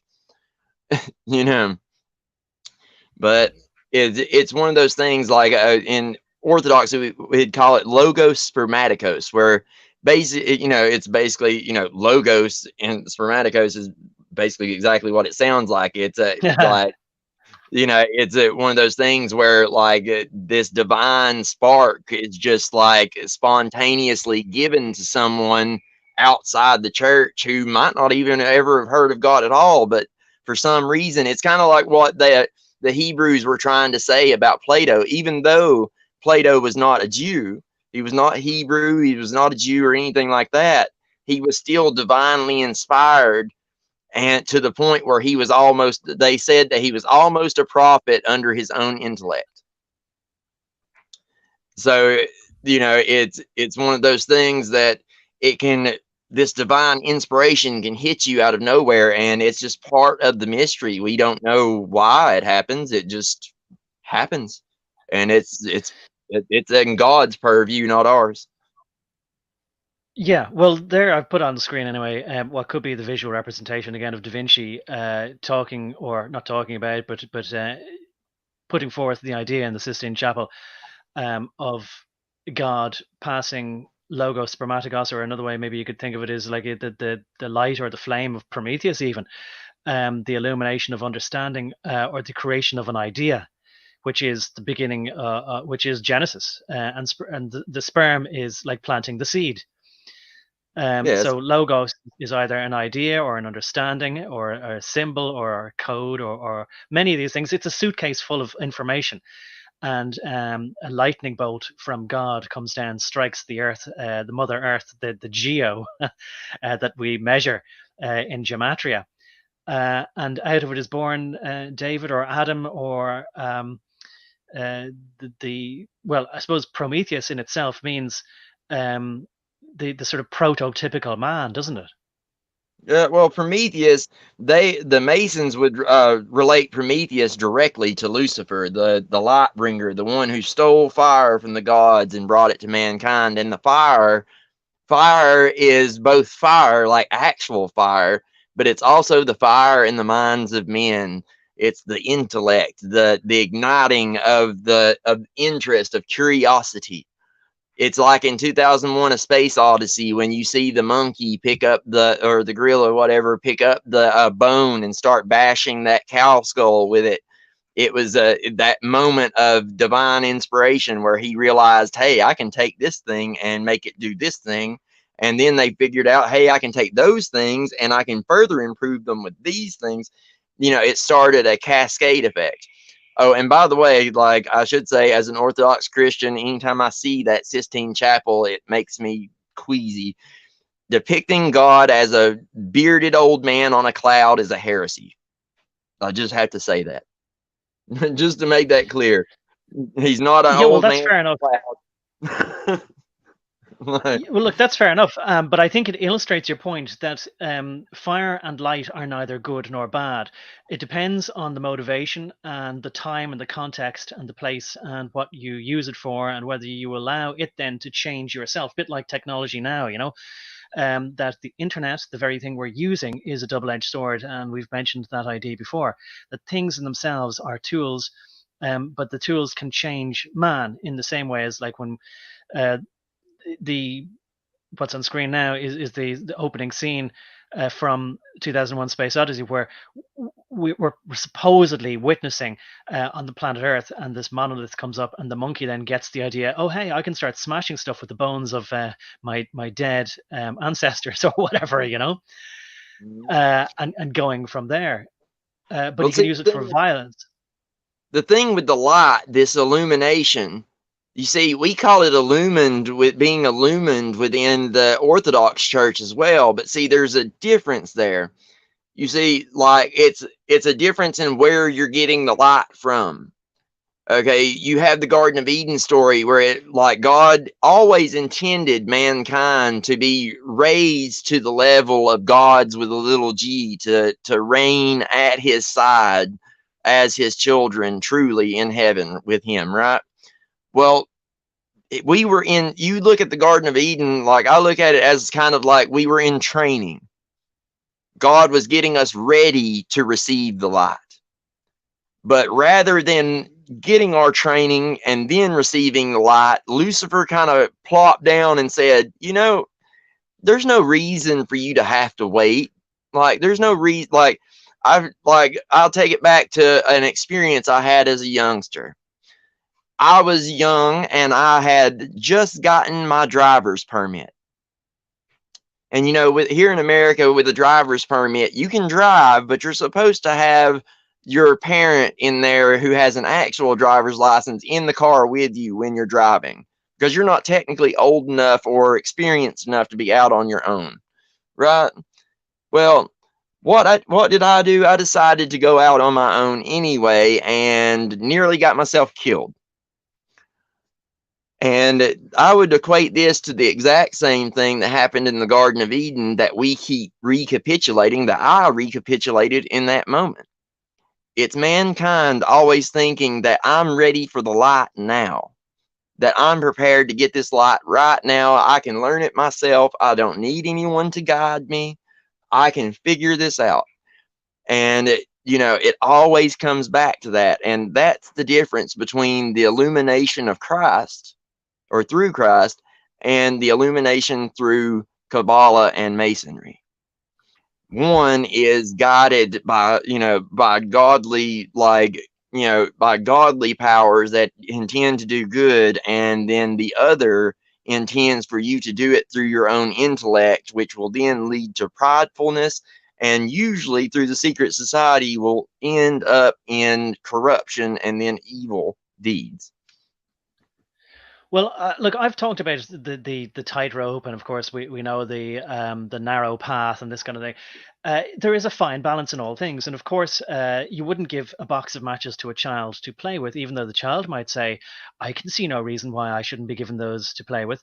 And I've put on screen there, I don't know if people can see, that the proverb that fire is a useful servant, but a deadly master, and people equate, use that phrase with regard to government as well, as in that, in small government can be useful, but if it gets out of control, it becomes a conflagration that tends to burn down nations. So, like with all things, things must be used wisely, and one must not forget, especially when it comes to technology now, like smartphones and things like that.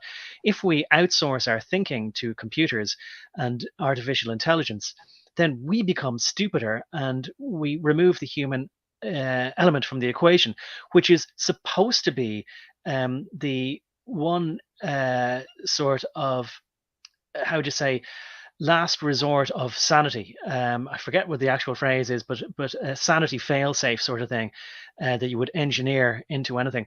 Whereas for the last at least 20, 30 years, since things became much more electronic, we have been busily removing human beings from all points of the decision-making processes in all aspects of our lives, whether it's plane flight, or government or anything else, or getting access into a supermarket even, removing the human equation. And it's so obvious what's going to happen. It will be the fire that burns us up, because we're saying, oh, we're ready for a fully automated, digitized society.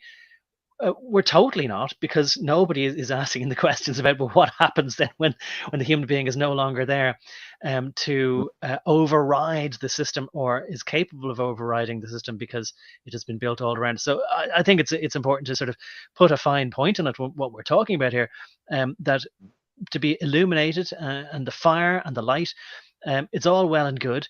But our pride will constantly think, oh, we're ready for more and more technology. God, give us information. But without the wisdom to use it, it's going to be our own undoing. Isn't that the idea, JC? That is exactly the idea. As I said, God always intended for us to be raised up as gods with a little g. Just not when we tried to assume the title. We're meant to, like, and that's really what all this stuff here is, and the following Christ and everything. This is our time to prove that we have grown past that tendency to want to do what we want to do, and to show that we're now responsible enough to receive the light in its fullness, and ascend to that level that we're supposed to be at. And that's kind of the whole point. It is about making man better, but it does matter how you go about it.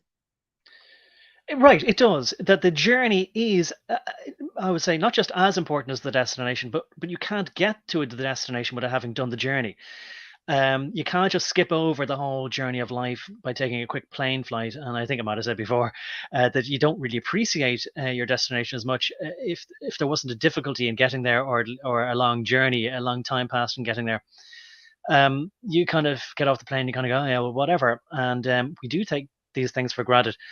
What I wanted to then try and lead the conversation back towards is the focal point here, which is that what we are saying is that we believe that the Bible, we believe that there's evidence. It's up for people to decide whether they think on the balance of the evidence provided, whether it's true or not. I'm pretty well. I see that there's a very good convincing argument there. I'll never say that I'm fully convinced, but definitely there seems to be a pattern. And this guy, Ivan Panin, the Russian, he put a challenge out to people, and he said, I have discovered this intrinsic, intricate,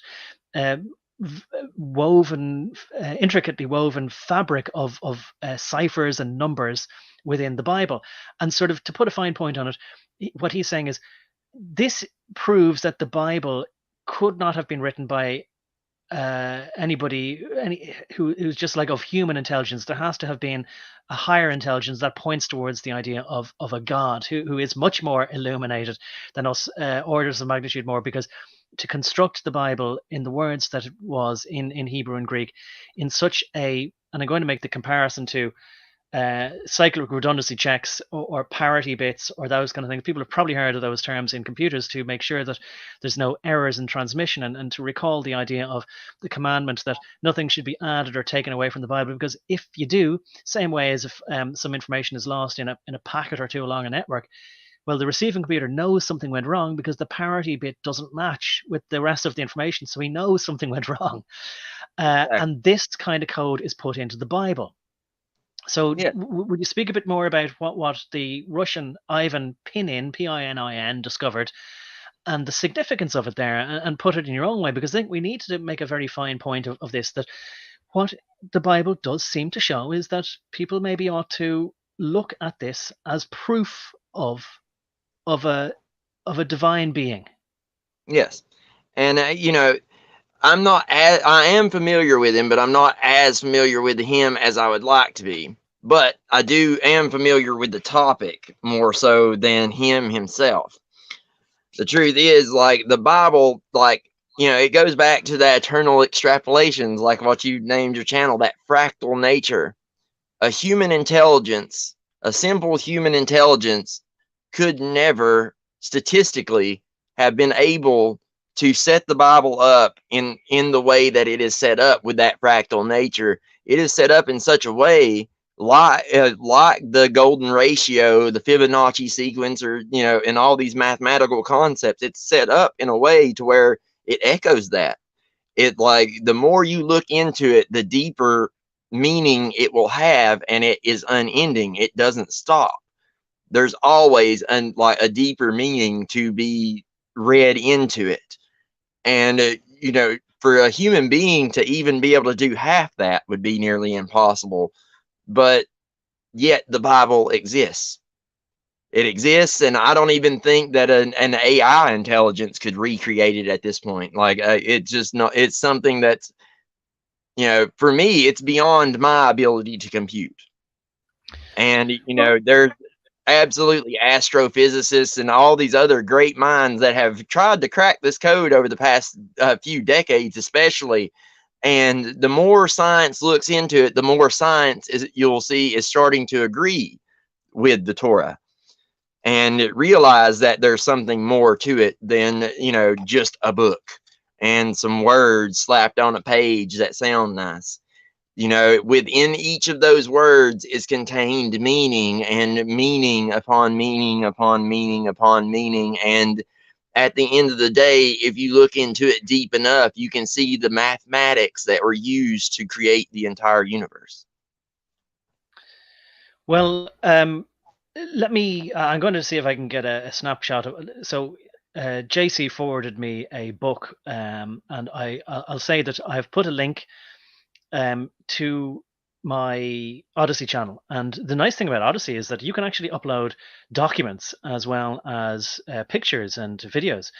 So I uploaded the book that JC sent to me in PDF format. It's a relatively short read, but what I actually did was I sort of recorded myself reading it as I went along, but I didn't want to upload it as was, in case anyone would like to listen to it as a sort of an audio book. I want to sort of edit out times when I suddenly started mispronouncing basic words. It's a funny thing when you do it like that. But what I want to say is that if you would like to go to my Odyssey and just download the book and read it for yourself, it's there. And I've put a link to my Odyssey in the description of this channel.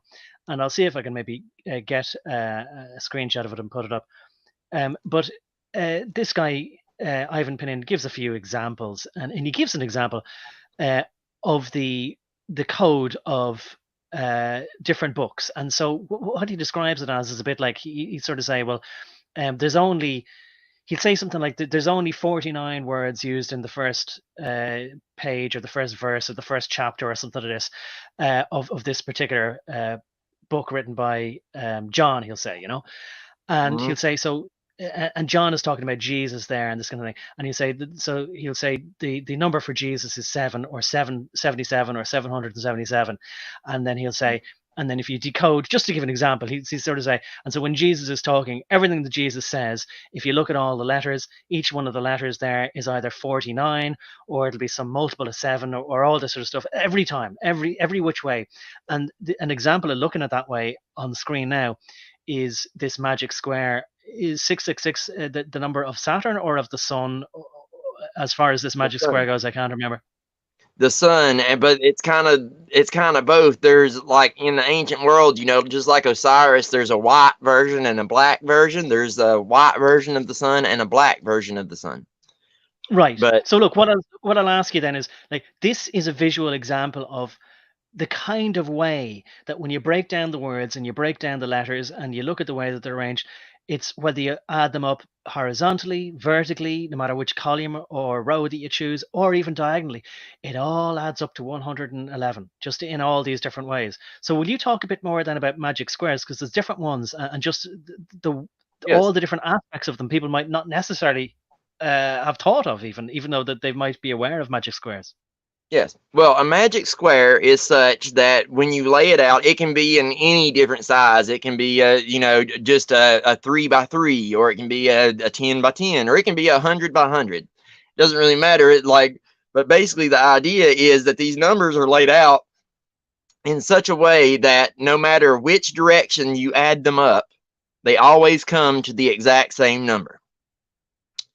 And, this in Gematria and linear math and things, this is a system that they use not only to divine the future or to answer like, you know, pressing questions.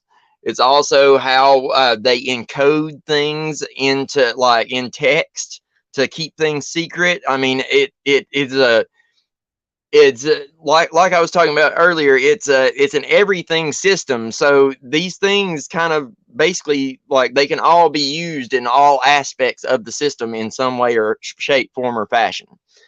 But this particular number square here is important because this is what is called the number square of the sun. And the number square of the sun, or the number square of Lucifer, and, you know, from their perspective, you know, it's laid over the Great Pyramid here because that's you know, that's basically the layout that the Great Pyramid was cast over, was this number square. And that's, like, I wanted to bring that up because this is the tie back to Egypt. And, you know, just like I was talking about earlier, where Plato got his version of Kabbalism from, the Platonist view, you know, he got it from Egypt. And, you know, this is just going to show that, like, this ties back into that Atlantis stuff I was talking about before, and the fact that the Hebrew language, Gematria, and all these things that we consider modern, you know, modern science and the arts, etc., are something that goes back to the very beginning of human history. And indeed, these are the very same things that the Atlanteans were doing. And indeed, this very same technology we're using now, or something similar to it, is exactly what the Atlanteans were doing that caused their downfall, according to Solon. I see, so it wasn't just the floods that their culture was being destroyed, perhaps, or they were neglecting certain things because of their own pride. I was just trying to sort through again, like, some of the pictures that I got, and what I forgot to mention is the Phoenicians, because just to my understanding of some historical context in the Mediterranean is that, let's say, like, that down in this country that we just don't really want to name, in the southern, south eastern Mediterranean, uh, where Hebrew would have been one of the languages, as well as Aramaic, but Aramaic and Arabic and all these, well, those languages, Well, languages of Phoenician is Shem. closer to Hebrew than all of those. Phoenician and Hebrew are really close, just like ancient Celtic is really close to Phoenician and Hebrew. Right, and you could almost see that the letters, and I'll get a picture of it now, but you can almost see that the letters in Phoenician are like the middle ground, both territorially and linguistically, between Greek and Hebrew. Yes, and I, like, from the Masonic point of view, and I'm not sure if it's true. I've looked into history, and to me, it feels true. You know what I mean? The everything lines up, and it seems to be true that what the ancient Egyptians called the sea peoples, quote unquote, were the remnants of the Atlantis, that, you know, because it was the Phoenician Hiram Abiff who came and helped build the Solomon's temple. You see, you know, why did the Egyptians and the Israelites, why did they all know to go to the Phoenicians for the understanding of how to build these things? Right? Was it they that held this knowledge? And I would say that they were the inheritors of the actual knowledge that we're talking about right now, and it was through them that it was passed on to the Egyptians, and so on. Because the Egyptians, from the Masonic point of view, are not the ones we call the Egyptians, are actually a secondary inhabitation of the pyramids. From the Masonic point of view, these pyramids have been here 10,000, 11,000 years plus. What you've touched on there is a huge amount of fascinating things, and maybe if people have been watching, a couple of guys whose names escape me for the moment, maybe you'll remember them, and they've been interviewed. It doesn't matter what anybody thinks of Joe Rogan, but they've been interviewed on his TV or podcast. Randall Carlson and Graham Hancock. Exactly, those two guys, and they talk about a sea people, a Mediterranean sea people who maybe also sailed outside of the Mediterranean. Maybe even they might have come from Atlantis. And what you're saying there could fill out a little bit more about what they may not have said, which was that although they did say that that the pyramids may not have been built by who we consider to be the Egyptians, that the pyramids may be much older than that, and they may have been built by these sea peoples or people before those sea people, but Atlanteans rather than Egyptians. Is that the idea? Yes, or at least the very first remnants of the Atlantean race. It they figure that either that's the case or that the pyramids were built by the Atlanteans prior to the cataclysm. But either way, they're pretty sure that these have had to have been there back when Egypt was not a desert. That which would have taken it at least 10,500 to 11,500 years ago, so. But of course they've got like mainstream archaeology all kind of in an uproar, which is understandable because it's going to be far and away from what modern archaeologists were taught in school. But this is very much the understanding of world history, whether it's true or not. This is what the elites, the Freemasons, these secret societies, this is what they believe. Regardless of what we believe or don't believe, this is what they believe. Right. And sorry there, I wasn't sure if you wanted me to interject there. I've put up on screen something which unfortunately hasn't come out very well, according to what I can see anyway. It's a bit blurred. I'm going to try and get a better picture up one moment of the Phoenician alphabet, although this is what I'm going to show on screen now is more like an ISO standard rendering. Damn it, I seem to. Oh no, it's. I've got so many windows now open. It's hard to find my place. But so what I've got on the screen there, unfortunately, it's not quite in the right. What I would have thought is the right order, but maybe it's in the correct order because I'm thinking. Here's another cultural bias. I'm thinking of left to right, whereas the Hebrew and the Phoenician, then let's assume starts right to left, and like Arabic as well. Yes, And all of those should start from right to left rather than the other way around. Yes. So what we're looking at the top right here is Aleph, or the equivalent of the Greek Aleph, and our capital letter A. Yes. And I would just on that word Aleph, remember when I was telling you that the Masons believe that Celtic peoples are the lost tribes of Israel, right? Well, if you Well, look I mean, at, I'm not.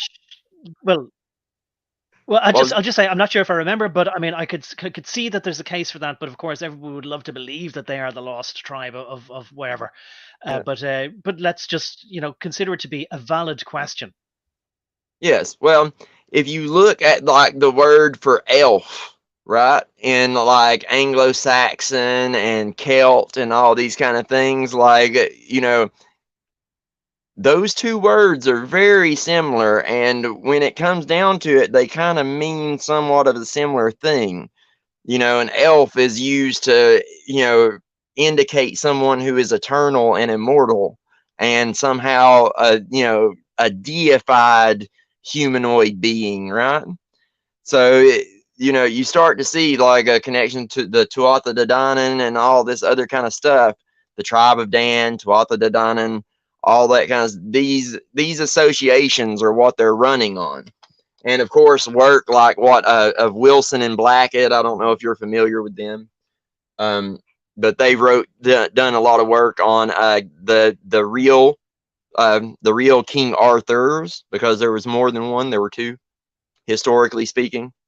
But Well, it's based on some work that they've done and some other stuff like that. But yeah, there's a somewhat of a compelling case. I can't say for sure. Like I said before, I don't know, but it's somewhat compelling. Well, okay, I'll take the two things in reverse there and say, when I hand it back to you there, please, whatever you know about those two guys who investigated the real King Arthur or Arthur's, please tell us all you know about those guys, because I do think that I don't remember their names, but I think that they must be the two people that I do remember, but I just don't remember their names. Having learned about because of a fellow who used to have a TV program and also a YouTube presence, but he's got his own website, and it was called Rich Planet. And I'm trying Richard something was his name. Anyway, he's a Welsh guy, and he interviewed these guys, these historians, and they were realizing that there was some. And this is another one thing I want to mention about the Aleph there as well, and just to sort of say. And then I'm going to hand it to you, please, after that, then to tell us everything you know about these guys. But what I remember anyway, because I'm going to look up then this Richard guy. But anyway, they were threatened by the police and harassed and terrorized and by sort of shadowy people. I think one of their houses was burnt down because of the fact that they were investigating lost centuries in the Middle Age history. And so you want to tell us about that then, do you? Yeah, sure. Like there's some folks I stumbled across probably, it's been 20 years ago now, way back when around the time the books had came out back in the 90s, I think, or early 2000s. And they did research into because the original story of King Arthur is a Welsh tale. I don't know if most people know that. It's been attributed to the English and the Anglo-Saxons and to the French and to everybody, which isn't too far off because those are mostly all the same people. And yes, there would be some interplay there, but I'll explain that here in a bit.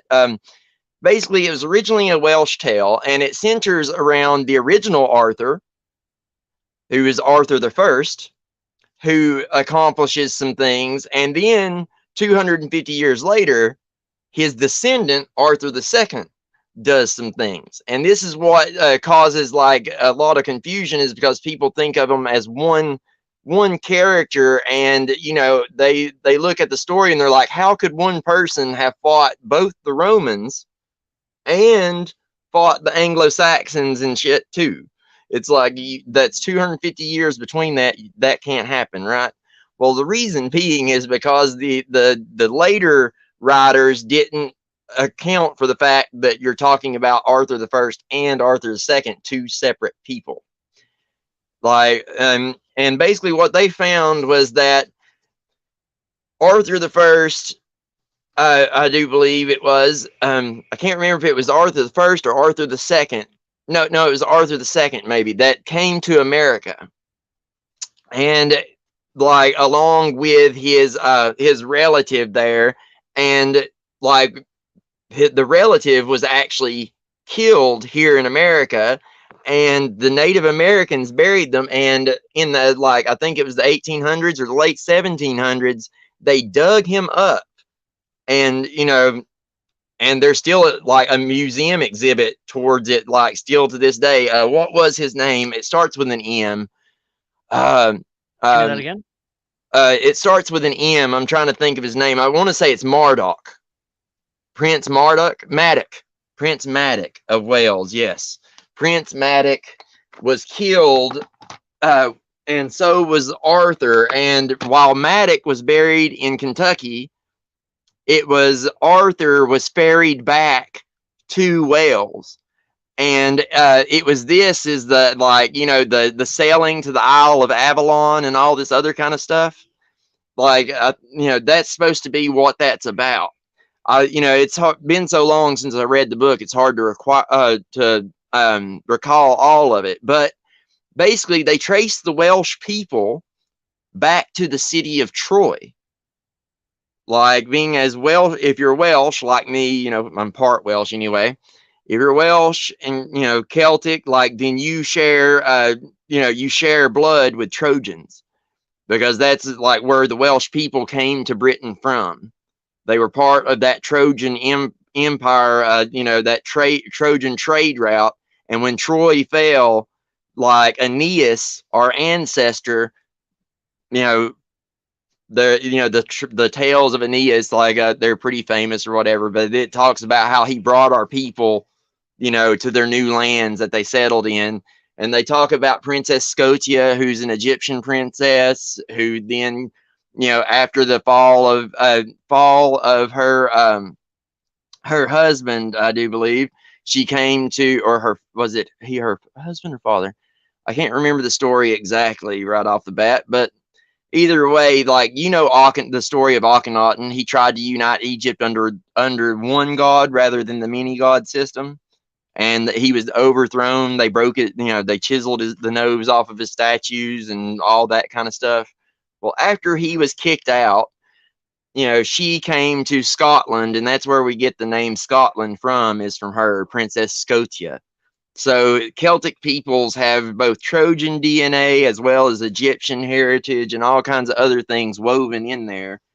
And basically that book that they wrote kind of touches on this. They find the grave of King Arthur that's been there in Wales since forever. I mean, like, these guys found all kinds of stuff that relates to our history. And you have Tolkien sitting there trying to write an ancient history for Britain. Well, one already existed. Well, I'm just going to be honest and say that I did not know the story about Scotia and that this is where Scotland name came from. But also, I didn't know, but it sounds a bit familiar that they would desecrate statues by chopping their nose off. But is this what explains the missing nose from the Sphinx? Is that the idea as well? Like, it's hard to say, but it's possible. In ancient Egypt, apparently the breaking off of the nose was it was a sign of disrespect. So, Right. and so it would make sense, if, like, it was, if it was seen as somebody who needed to be, knocked down a peg or two. But for him, they basically tried to erase him from history. They erased all mentions of his name and everything else, which it was the Freemasons who chiseled that nose off, by the way. Because in ancient Egypt, it was always the magicians behind the pharaoh. Like, modern people always seem to think it's the pharaoh who's actually the big shot, but no, no, no, no. The pharaoh is initiated by the priesthood to be pharaoh, and he can't be pharaoh unless they initiate him.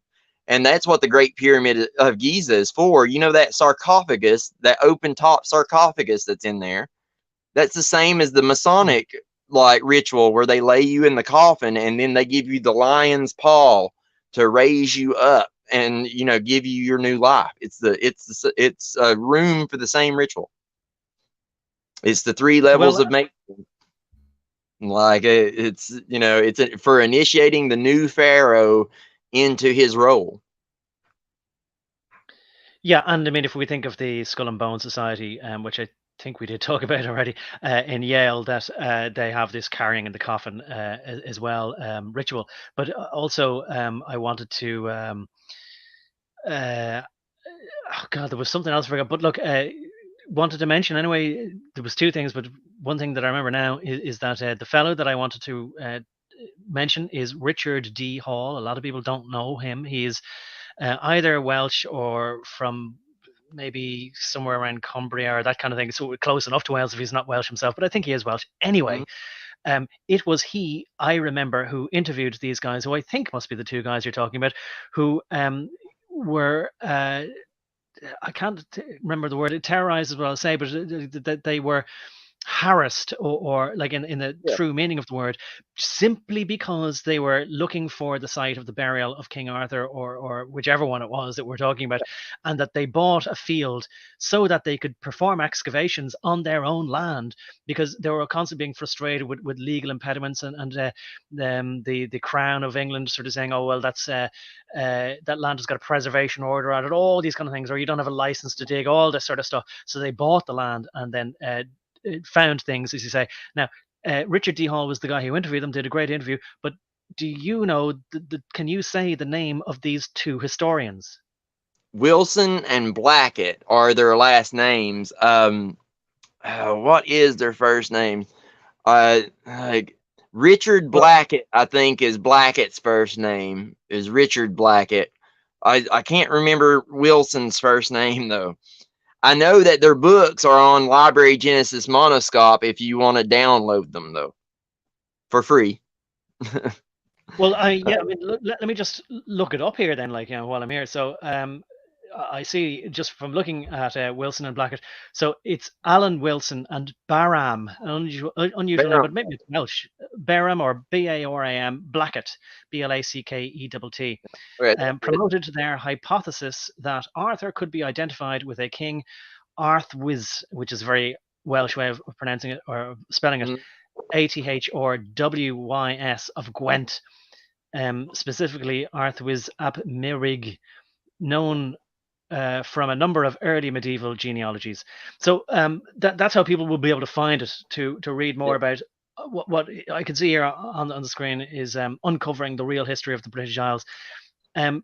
So a lot of times people sort of say, oh, here's a mystery we're uncovering, okay?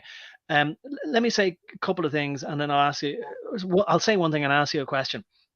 So first thing is that you're suggesting that the Welsh people might have been remnants of Trojans or Trojans themselves or some split tribe of Trojans, and that Scottish or Irish people might have come from some tribe around the Middle East as well. And that's plausible. And what I want to say is that I only learned in the last few years something fascinating, which is that people might know the Skellig Michael, which is a rock Michael, just off it's almost like the furthest southwest coast of Ireland, and I think it was used in one of the modern Star Wars as a location. But what I want to say is that there's also a place called, so that's Michael, and there's also a place called Mont Saint Michel, which is a sort of a citadel that becomes an island when the tide comes in France, and it's a fascinating place. And there are other places named Malachi, which is the same word as Michael, and there are variations of Michael. And so there's a place I think in Cornwall that's named after Michael. I can't remember the name of the cathedral, but there's maybe it's just called St. Michael's Cathedral or something like that in Italy. And if you look at these on a map, there is a direct line. You don't have to fudge it. There's an exact line that goes all the way back to I think it's the Cedars Sinai Mountain. I'm confusing with the name of the hospital, but the hospital is named after this Sinai place in the Holy Land. And there's I can do one better though.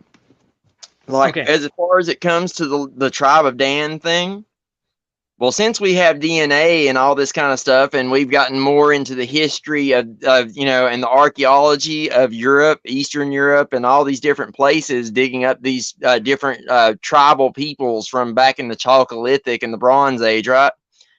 Well, we now know that Celtic people most certainly did, by DNA, start in like the Levant area of like the Middle East and of the Mediterranean, and you can follow their path through like the Yamnaya and the corded ware and all these different cultures there. You can follow that Celtic bloodline all the way across Europe, all the way northwest towards Britain.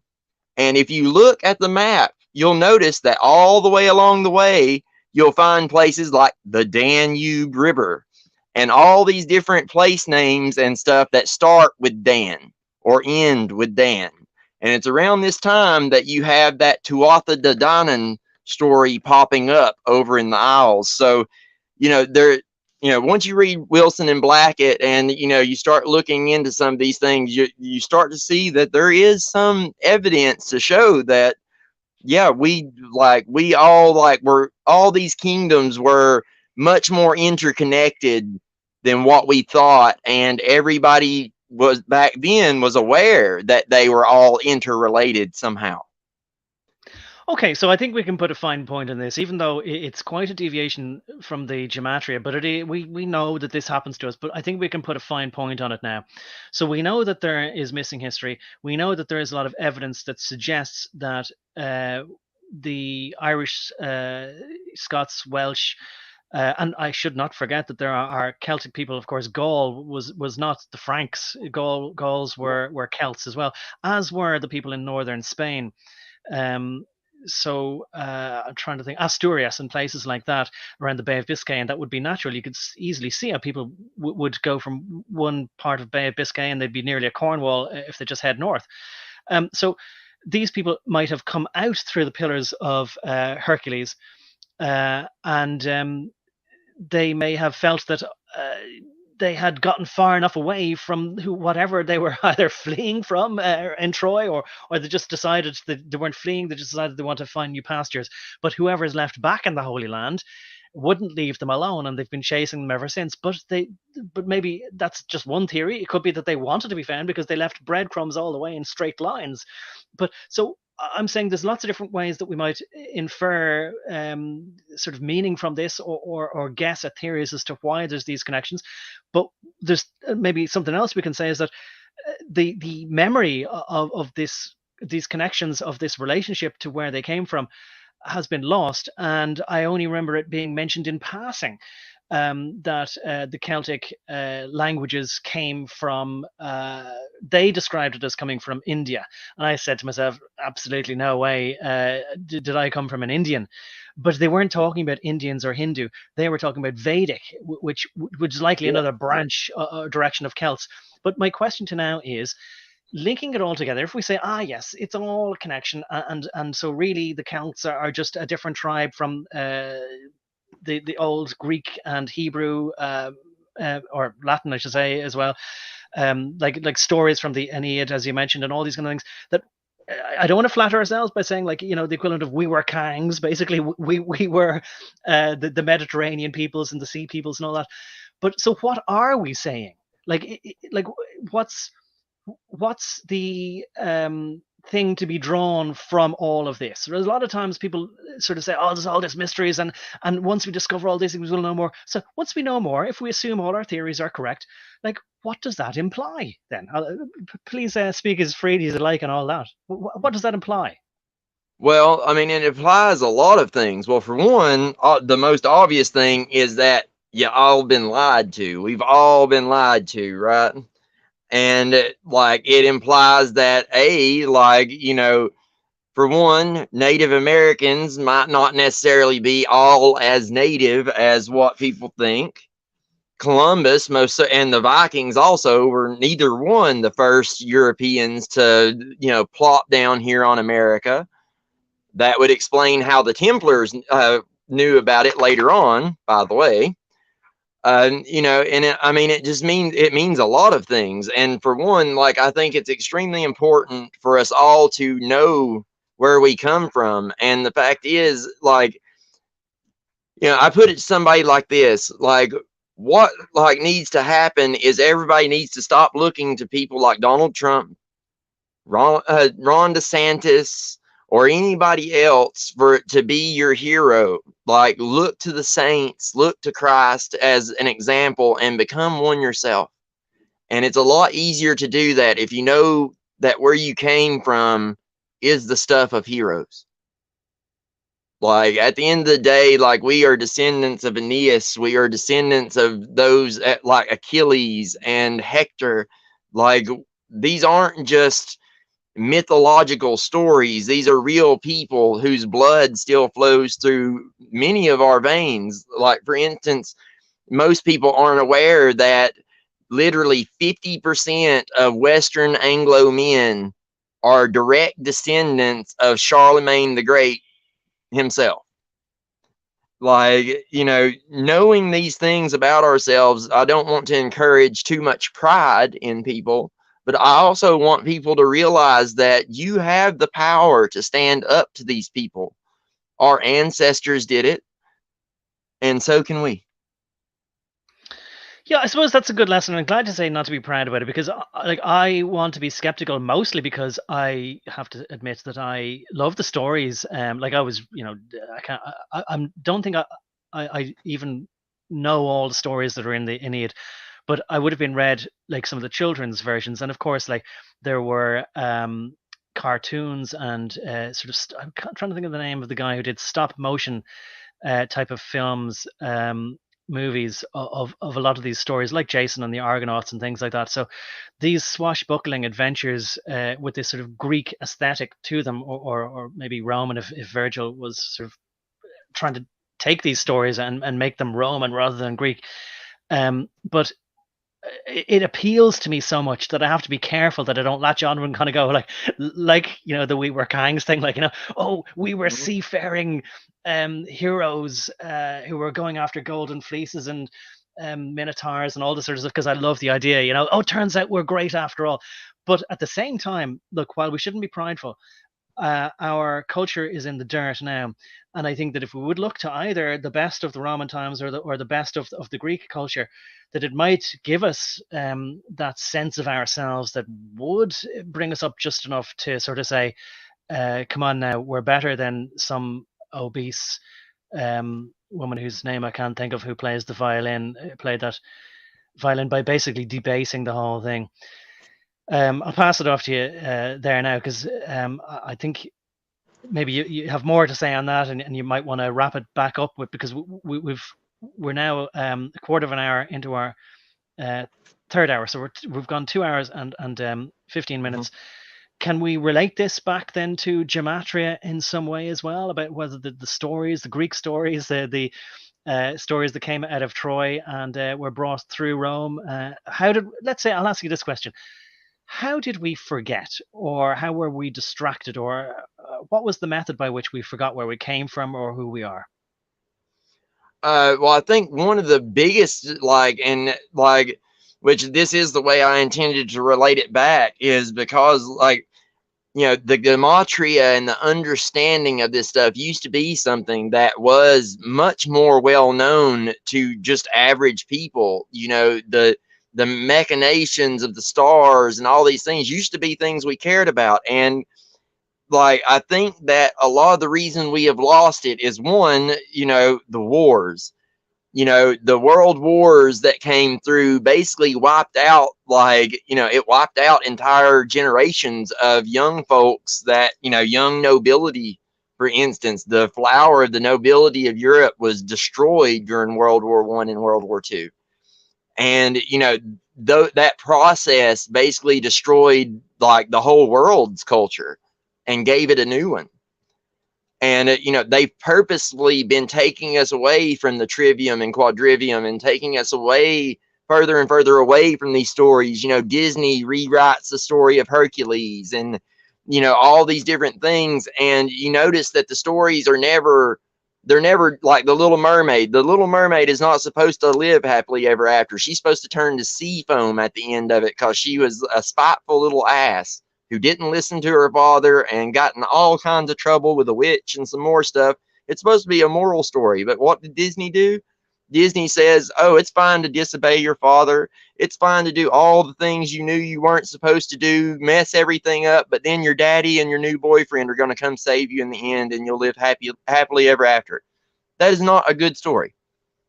like, they're purposefully twisting these things, because like gematria, like the letters, the numbers, these moving pictures we call movies, these television shows, these books, these stories, they are all symbols that contain energy and information. And if you change them, you change their meaning, and you change the understanding, and you then make it impossible for the people to understand the world around them. You make us deaf, dumb, and blind. And in the land of the blind, the one-eyed man is king, isn't he? Yes, yes, yes. So if you can see it all, whereas that's a great way that you described how we have been made blind. That the storytellers, and I'm going to use the word spiel, because I think it's German to play, to put on a play. But I know that in sort of Hiberno English, but it may be universal English, that if you would say, that's just his spiel, what you're saying is that's his story, but the implication is that it's a concoction, that it's a fiction or a distortion of the truth, Mm. that it's like propaganda. And so what the method you described that they do is they just gradually turn, twist, turn, subvert, twist, turn. And in addition to that, I know that the other method is that they keep people distracted enough in the dirt so that they spend most of their time scratching in the dirt, trying to make food and shelter for themselves, so they don't have time to pass on the stories. Now, maybe this is why we have sea shanties and why we have singing in the fields, and hedge schools and things like that, where you pass on information. And it was probably people, if you can imagine, of course, if we just take the story as literal, that there was sort of these Obermeyers, slave masters in the Egyptian times, whipping the slaves to build the pyramids. They likely would have said to them, hey, stop communicating with people, stop talking to people, just get on with your work. So it would have been difficult to pass on the stories. And of course, I do know that in the Celtic cultures, that there was the tradition of oral the oral tradition of passing on history and stories that way. And the stories, the mythologies, would have contained, just like the Grimm, I'll pass it off to you in a second, the stories that were collected throughout Europe by the Grimm brothers. And as you said already as well, that these stories weren't meant to end always with and the prince kissed the princess and rescued her from the castle and everyone lived happily ever after, da da da. But occasionally I remember seeing a film where they'd sort of say, well, what exactly happens in the happy ever after? Because that's the most difficult part. We just are led to assume that, oh, everything was just fine after that. There was never any problems. That's when the problems begin. And the Grimm stories had to be adapted for children, even I would say probably from Victorian times onwards in England, to be less terrorizing for children, because people would have felt you can't tell people that with Peter and the Wolf, or the boy who cried wolf, that the wolf came along, ate him up, or he was left there suffering, having his legs ripped off by the wolf, and then the villagers said, as he closed his eyes, gurgling in his own blood, well, you shouldn't have kept telling lies then, should you? So Exactly. children won't learn lessons unless they hear the bad outcomes of all their bad deeds. So I'll pass it off to you there.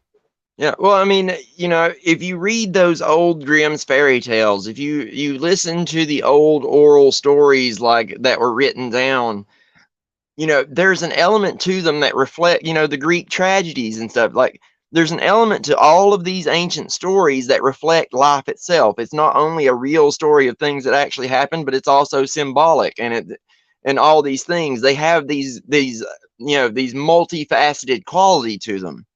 But these news stories do not. These news stories don't resonate that way. They've removed that. And I think that has very much been something that was done on purpose. Very much done on purpose. Because like human beings understand things through narrative. We tell stories. Narrative is how everything is transmitted. And if your narrative has this gematria built into it, that this fractal nature, then it transmits more information and it transmits it clearer. Whereas, like, the way they've got it set up now, it's more like if you get a picture at all, it's blurry, right? Like, you don't really understand. You hear the word, but it doesn't really make a direct correlation to anything profound. It's not going to lead you into a higher state of consciousness or being. It's just a word. It's just a letter, as you were saying earlier. And like, I believe to the core of my being that it was absolutely contrived and done on purpose. Oh, yes. And I think we can understand that there is a motive to that. I wouldn't have understood this so much as a child, but I think anybody listening now will also understand that when you remove the essence from somebody's culture, when you debase their culture, when you make the architecture of the buildings that they exist in bland and lifeless, when you make their art, as we've seen recently in the news, there was a statue that was supposed to honor Martin Luther King Jr., and the statue looks like something not just profane, but or vulgar, but sort of I'm trying to think of a word that doesn't have two meanings here. Like that is actually pornographic. I'll just say that because I want to try and keep it polite. People have to try and pretend they don't see what is obvious, and this has an effect on our society anyway. The point is, in that it lowers our sort of impressions, our horizons, it debases our society. It serves like a magic spell. And I want to then sort of also reiterate something that I wanted to pick up on, because you mentioned it before about when we were talking about the Egyptians and the pharaoh. People thought that he was the guy in charge, but really it was the magi, the magician behind him. And of course, that truth is revealed in the Wizard of Oz, in that people who think the big apparition there is the boss man, but it's the wizard behind him. So whoever are the power, as always has been like on the English throne, and I'm sure everywhere else, it wasn't the monarch. They always spoke of the hidden hand that was the power behind the throne, the wizard or the magician. Like who really Henry, held. it was Cromwell, right? And you know, like most people have seen that show, The Tudors, which was kind of horrible at recreating history, but it did do a good job at showing, like, you know, that Cromwell character, you know, pulling strings behind the scenes that caused certain things to happen, you know. And it, you know, it's kind of always like that. It's like that now. Like, you have the president sitting at that supposedly sits at the top, but who's really telling him what to do? The scientists in the white lab coats, and the scientists in the you know, in the Wall Street business suit. You know, that priesthood is still controlling the leadership. Still, you know, it's always been the case. Yes, and again, like, I think it's really important to point this out, because even though we all know this, we need constant reminding of it, which I think maybe is again part of a sort of a natural, what's the word for it, entropy, where through just a natural process, we if we're not constantly keeping on top of what we know, refreshing our memory, we tend to forget.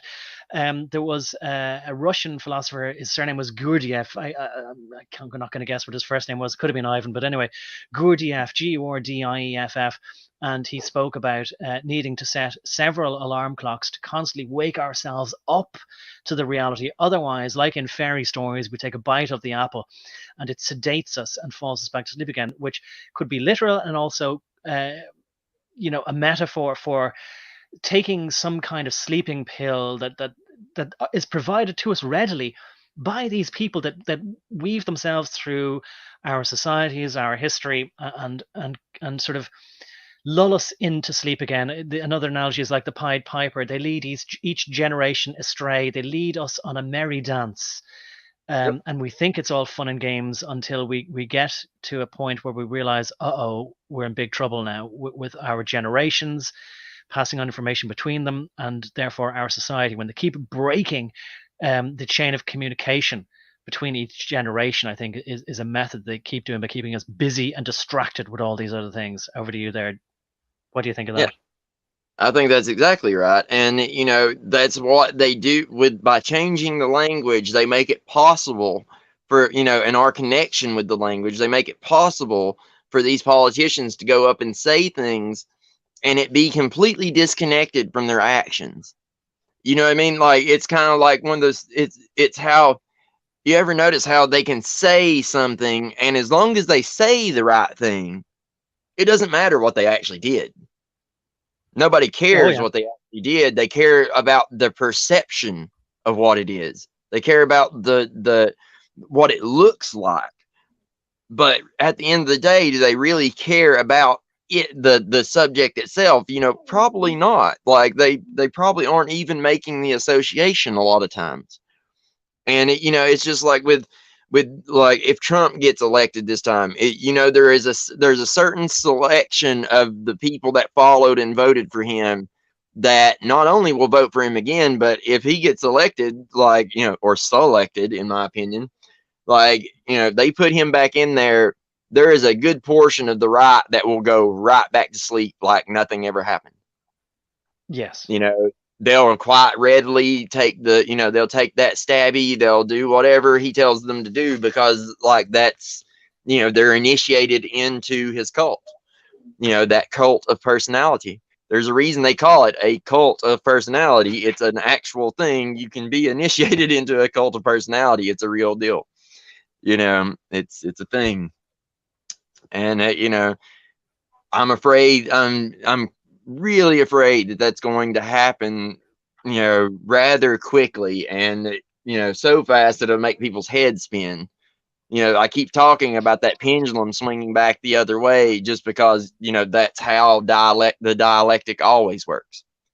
Yes. It Yeah. always has to keep swinging.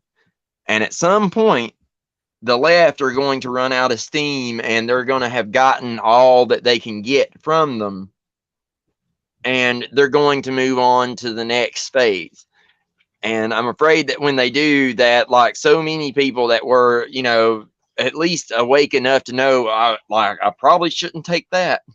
I probably shouldn't listen to that. Like they're going to just fall right back to sleep and drag us all right into the pit with them. Yeah, well, look, I suppose then it's probably superfluous, but important to say for the record then that we should have no idols at all. To name a few, like I mean, this week there's been a controversy about Stephen Crowder and Jeremy Boring, who is the producer on the Daily Wire, which is sort of people mostly know it because of Shapiro. what's it? Ben Shapiro, but also Matt Walsh, who Matt Walsh is excellent for saying all the things that are obviously wrong with the outrageous and crackpot beliefs that people are pretending to believe in. However, it seems to be that the method is always so that they're right 99% of the time, so that when it counts at some point in the future, he will have earned the implicit trust of everybody, so that at some point, no matter what he says, people will follow him and believe him. No, doesn't matter what he does. And I don't know if people would have said it to each other in passing as a phrase in the circles you hung around with, like things like, can you square that circle? But it was often said within my corporation, well, perception is reality. And so if people believe it, then that's what's real. Yep. And like it's a simple observation, but at the same time, like to really realize that is earth shattering and paradigm changing. If you really understand that reality isn't reality, we're not literally physically creating houses by just imagining them. But at the same time, everything about all of our social constructs, because there are actual things like that, all of the protocols and the sort of implicit understandings of our society, it's all just because people perceive it to be that way. But if they can manipulate our perceptions, they can change all of that and destroy our society, the cohesivity of our society. Well, absolutely, especially once everybody has forgotten the importance of letters and numbers and and religion and all these different things. We're a spiritually dead society, and spiritually dead leads to mentally dead. And which then eventually leads to physical death. It's a degenerative process. Right. And I don't think people a lot of times don't. I don't think people realize that most of the time the elites really don't care one way or the other. They don't care if a guy wears a dress or he don't wear a dress. It's just a matter of breaking down those societal bonds and causing chaos at this point. It like, yes, they have this thing with the rebus and the the genetically perfect human being a combination of male and female and all that kind of thing. Yeah, they do have that going on, but when it really comes down to it, they intend to get rid of most people, so it doesn't really matter to them what people believe as long as it furthers the narrative. And when it comes to like that whole mess at the Daily Wire, I mean, it's exactly as I called it in my opinion, which is that Crowder, just like the rest of them, is perfectly happy to toe the establishment line, except for on these very specific what they call hinge issues, which is what keeps the American public distracted. But when it really comes down to it, like you said, when it really matters, they all toe the corporate line. And what Crowder's done is he's got a contract he's not happy with, and he's trying to use clout that he thinks he has, but he doesn't really actually have as much as he thinks. And, he's trying to use that to parlay into a better deal. But as soon as he gets a better deal, he'll shut right back up again. Yeah, they said it themselves. He's not a self-made man. Like, they paid him like his money. They got him where he's at. Like, and he doesn't want to be on his own, because on his own he couldn't. I don't think he could survive 100% independent. He's never done it before. I just don't see it, and I don't think he really wants to at the end of the day. I mean, he probably could do it, but I'm just saying he wouldn't be as successful, at least for a long while, as he is under them. So, I think it's all a bluff, and they called it.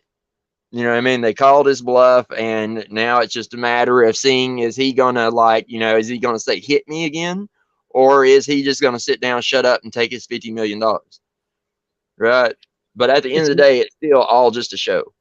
They're still going to toe that corporate line, just like Ben, or just like those on the left, like what's that dip doodle's name? TYT and Sam, whatever oh his name. yes, of course, yes, Cenk Uygur, yeah, Yeah, like named the Young himself Turks. Young Turks, like after a genocidal group of maniacs. Like that makes like, yeah, you're really about like anti-war and stuff, but you're gonna name yourself the Young Turks after a group that literally committed genocide. Yeah, Just um, if I'm not confusing her with some other rabid feminist, Anna Kasparian is a what's the people that were genocided by the Turks there again? The The Armenian, Armenian, yeah. I think it was, So yeah. yeah, so and yet like she defends him and works for him, and the point then is that same as Crowder, they are basically handcuffed into their positions because of their greed, because they didn't sort of say to themselves, well, I don't need 50 million, 100,000 a year is fine. These people, there is a cost, even though I still begrudge them, because of their own avarice, they end up being hoisted by their own petard. Yeah. And I mean, it's just like with that Jordan Peterson mess here lately, there's been all this like, this mess stirred up about him losing his ability to practice and all this other kind of stuff. He signed a contract with the Daily Wire. He's fine.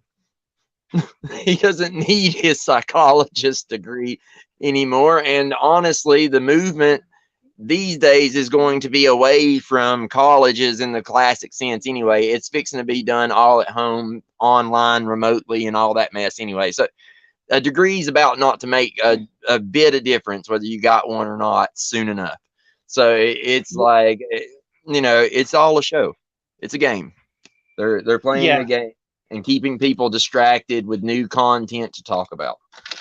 As long as you're talking about Jordan Peterson and Steven Crowder, you're not talking about the WEF and the CBDC and all that.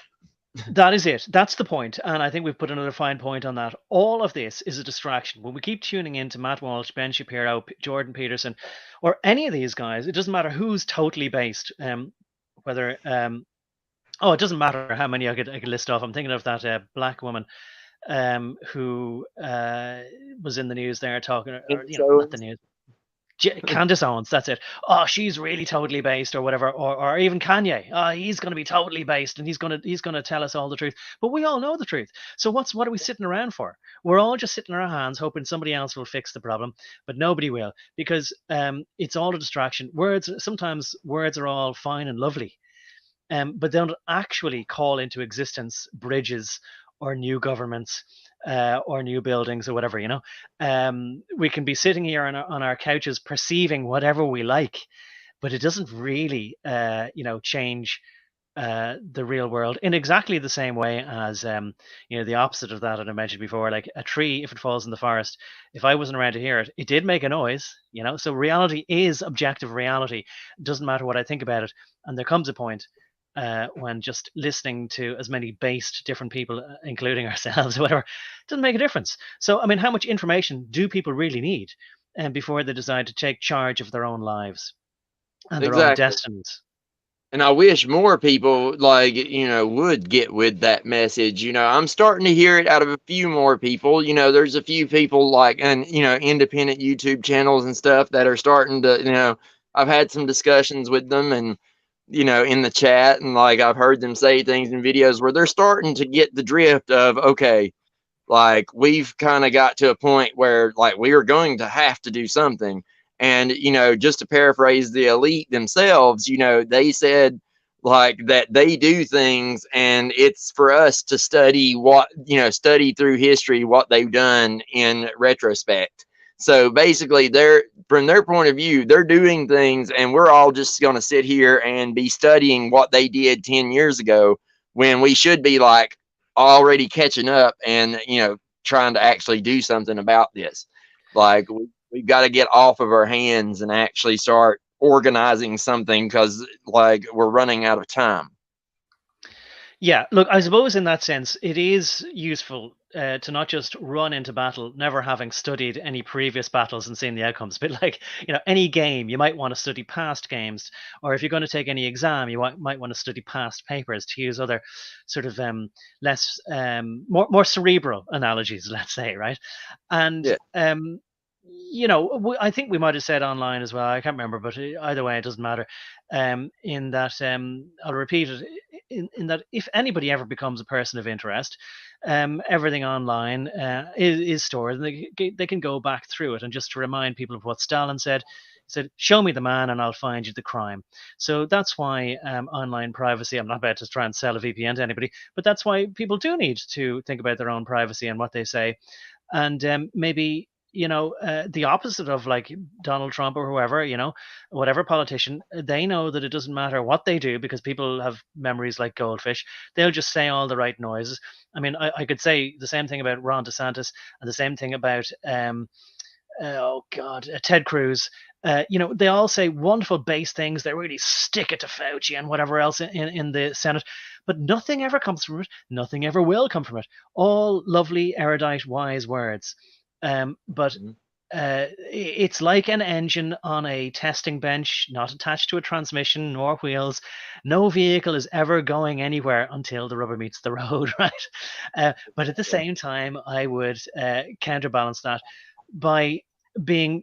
I speak with some knowledge on this. I would like to say that there is enough and has been enough hard drive space to store everything everybody ever said, and also it having gone from speech to text, and there's transcripts there of everything, every conversation everybody's ever had on everything, and it's all been stored. So if they ever want to go back and look at what you said, they can do that. So I would advise people like, to sort of say what you mean and mean what you say and have the courage of your convictions. There's a lot of keyboard warriors, as we know. I A mean, lot if of you people saying, watch the WEF thing like this past week, then like that sweet chick, like she made it pretty clear that those hate speech and anti-misinformation laws are coming here to the United States and everywhere. So you like chances are you've already said something that's going to put you in the gulag if you're not taking the stabby and all that kind of stuff. Just not taking that gets you on the list, and then saying some other things can get you on a further list. Like I already know I've got a first class ticket to the gulag as soon as the stormtroopers are sent out the door. Like I know, like they've got my face on digital. From where I was a Mason, they have my blood. They have everything. So if they really want to come after me, they can come after me. Like I'm prepared to pay the ultimate price if I have to. Like as long as I'm able to wake some people up and get folks like active and save some people. I like at the very least, I want to get people like off their ass and on their feet to like preparing themselves, getting equipment, camping gear, all that kind of stuff, learning bushcraft skills, learning how to, survive and forage and do what you need to do in order to keep yourself and your family alive long enough until we can do something. Because the fact of the matter is, once this CBDC goes in, like the ability to do anything about this from within the system that we current like that the system is going to be absolutely impossible, and if you're already caught within it, they're getting you out is going to be next to impossible. So we need to have like when the night of the long knives comes, when crystal knocked happens, we need to all be ready to go out the back door, if you get me. So you know, that's what I would hope that everybody is preparing to do at this moment, because the stormtroopers will come. They will come. That is the plan. Certainly. I'm going to say the depressing part first, and then I'll say something that speaks to my sort of motivation and vision for the future. The depressing part is that we are on, as I think I said the last time, at the precipice of central bank digital currencies being introduced and digital passports being introduced, and being told that, well, it works so well during the lockdowns for the supposed deadly virus that was going to kill us all, that locking us all down works so well. Now we have a new problem. We have the climate, and so for whatever reason, people won't even remember it. It'll just be the way things always have been. That'll way we will be forevermore. I think that it cannot be allowed to happen. We should do at the moment. It's better say the date. I meant to say it at the beginning. It's the 21st of January 2023. I'm speaking to you from. Anybody listening to this in the future, and it seems to me like everybody just thinks they can watch YouTube videos all day, and they think that well, they've let the boot off our neck a little bit, or maybe loosened the leash, loosened the noose a bit around our necks a little bit, and people have relaxed, and just back to watching whatever videos, and I'm not saying that it's not important to keep learning. I learn stuff every day by watching videos, so I don't want to sound hypocritical, but as I said before, like, and you said as well, I'm going to say it, like, talk is just talk without any action. And I am full aware, and from my experience, having worked in a mega global corporation that I've described before as being, in one word, evil. No two ways about it, just absolutely evil. But absolute enough to say, just that's what they were, evil or amoral. Everyone was just amoral in it, but actively, the whole company was moving in an evil direction, moving towards creating what we see now coming to fruition. And still, people who are in our group, like our guys, they actually seem to think that we're winning. Like we haven't even made a move on the chessboard yet. Exactly. And now All the moves been made have been political moves by people who are already in the pocket of our enemies. So I don't see how we're winning Jack. Yeah, we're not winning Jack. And again, people from can't remember, but it's a Canadian sort of guy. Anyway, Avi Yemeni is the sort of Australian Jewish Middle Rebel Eastern News. looking guy. Rebel I think News, that's Rebel it. News did, yeah. Ezra something or other. Yeah, something like that. I can't remember all of their names, but I remember the avid Yemeni guy or whatever. Yeah. Like, I know he got arrested or something like that not too long ago. Yeah, and his boss anyway, who runs the Rebel News, is called. I'll look him up now just for the record. Even though I didn't mean to sort of give all these examples, we're nearly there with sort of naming the main ones, So I just kind of figure, for the record, anyone, I'm thinking about the future, and then I want to talk a little bit about the future, and my motivation. Ezra Levant, right? So of course he would be named after the Middle East, a region in the Middle East. Anyway, he's the boss of Rebel News. Both himself and Avi Yemeni apparently sort of. It's not exactly doorstepping, but maybe while he was walking, the head of Pfizer, Albert Bourla, a Greek, but the three of those guys have something in common, right? I don't want to totally touch the third rail. I nearly touched it there for a moment, right? But anyway, the three guys have something in common. So we have two guys questioning this one guy and asking him very pertinent questions. But I would say what it does is it actually copper fastens the idea that any of what happened since 2020, since March 2020, was real. But they were asking him pertinent questions about, like, the fact that his product doesn't work now, and when did he know that it didn't work, and is he going to give refunds to all the governments that bought it? All well and good, but nothing is going to change from the trajectory. It won't stop the digital passports being brought in and the central bank digital currencies. And what I want to say is my motivation, and what really drives me is that I'm from Generation X, looking around at my sort of I was trying to say something like compatriots, but I'm sure there's a word for people who were born at the same time that's got something to do with nation. But anyway, I'm not impressed with the people that I grew up with. They're all slinking cowards, I'm sure there's some good people in every generation, in Generation Y, the Millennials and Z, but of course we do know that there's so many people who are just mental cases, and all of that is being encouraged to be special little snowflakes. So I don't see any generation sort of saying, well, we'll be the generation that finally fixes this. And whatever generation comes next, that are born in the 2040s and 2050s and beyond, I am livid with the baby boomers, because I think that they knew exactly what the deal that was struck in 1944 when Bretton Woods and that monetary arrangement for the global reserve currency was created. And everyone just went, listen, just shush. The Americans will look after the gold and they'll give it to us anytime they want. And their money will be great and they'll be the policemen of the world, and we'll have good times. We'll have all the manufacturing, lovely goods. Just keep quiet. Let sleeping dogs lie. I am livid with the baby boomers who told me that I had to be of utmost good faith, never tell a lie, even by omission. And they did it to me even when I asked them the questions. So I'm livid. But I'm trying not to focus on the past, and I want to focus on the future. It is not the fault of somebody born in the 2030s, 2040s, 2050s, and beyond of what we've all done and failed to do. And they won't be able to get out of it. And they'll never know that things were any different. And we cannot allow that to happen.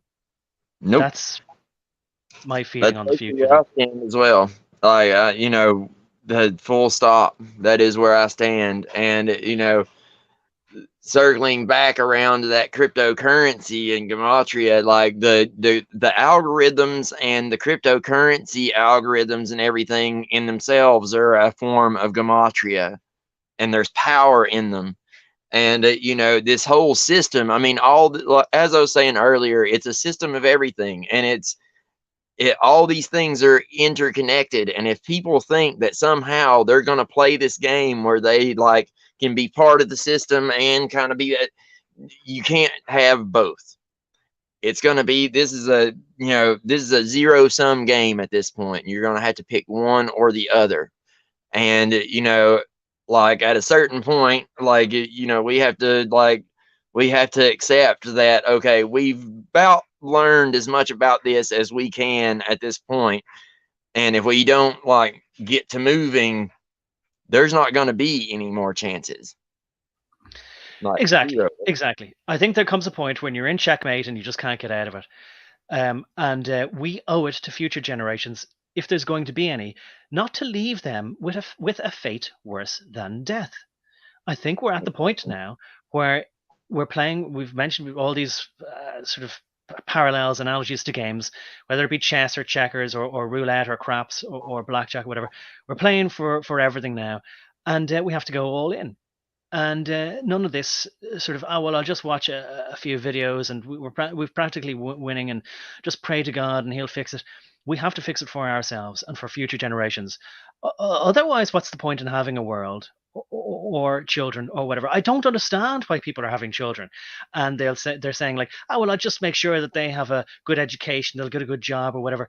Now I'm not trying to denigrate anybody, but I was listening to somebody else's stream there, and he was building his own community and inviting like-minded families to live near them in a sort of a rural area, and they're starting from scratch. But they'll come for them.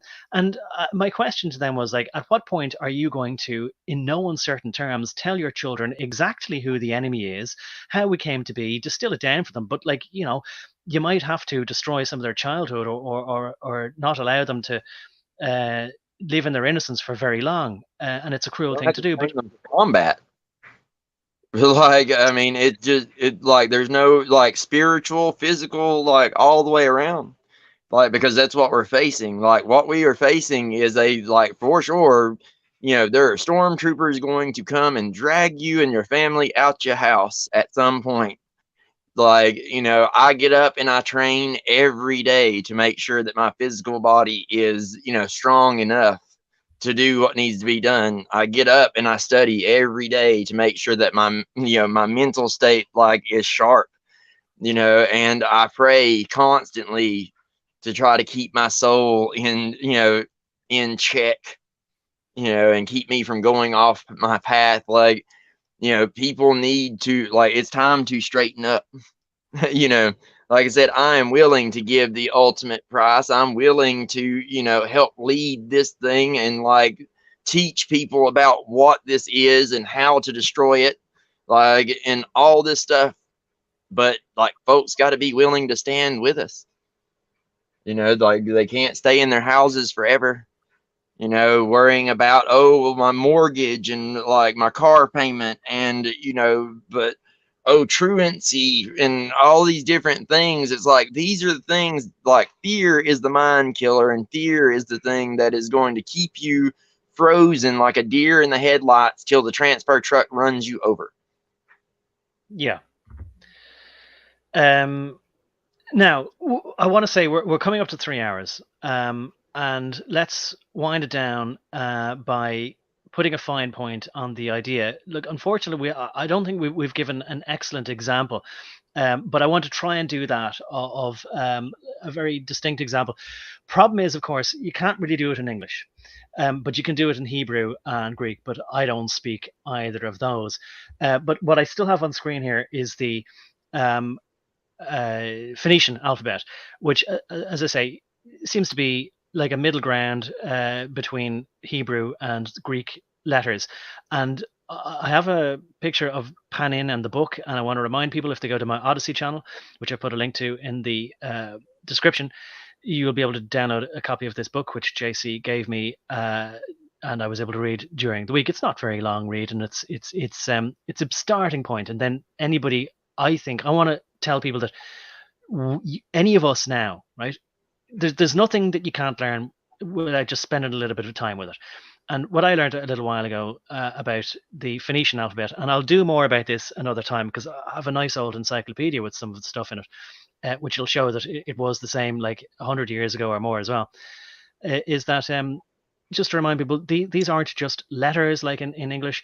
They're pictograms. They are diagrams. They're like little stickman drawings, and you're supposed to rotate them around. I also have in the description there a link to a video that I made, I think 3 years ago now, and I talk about some of these letters as well.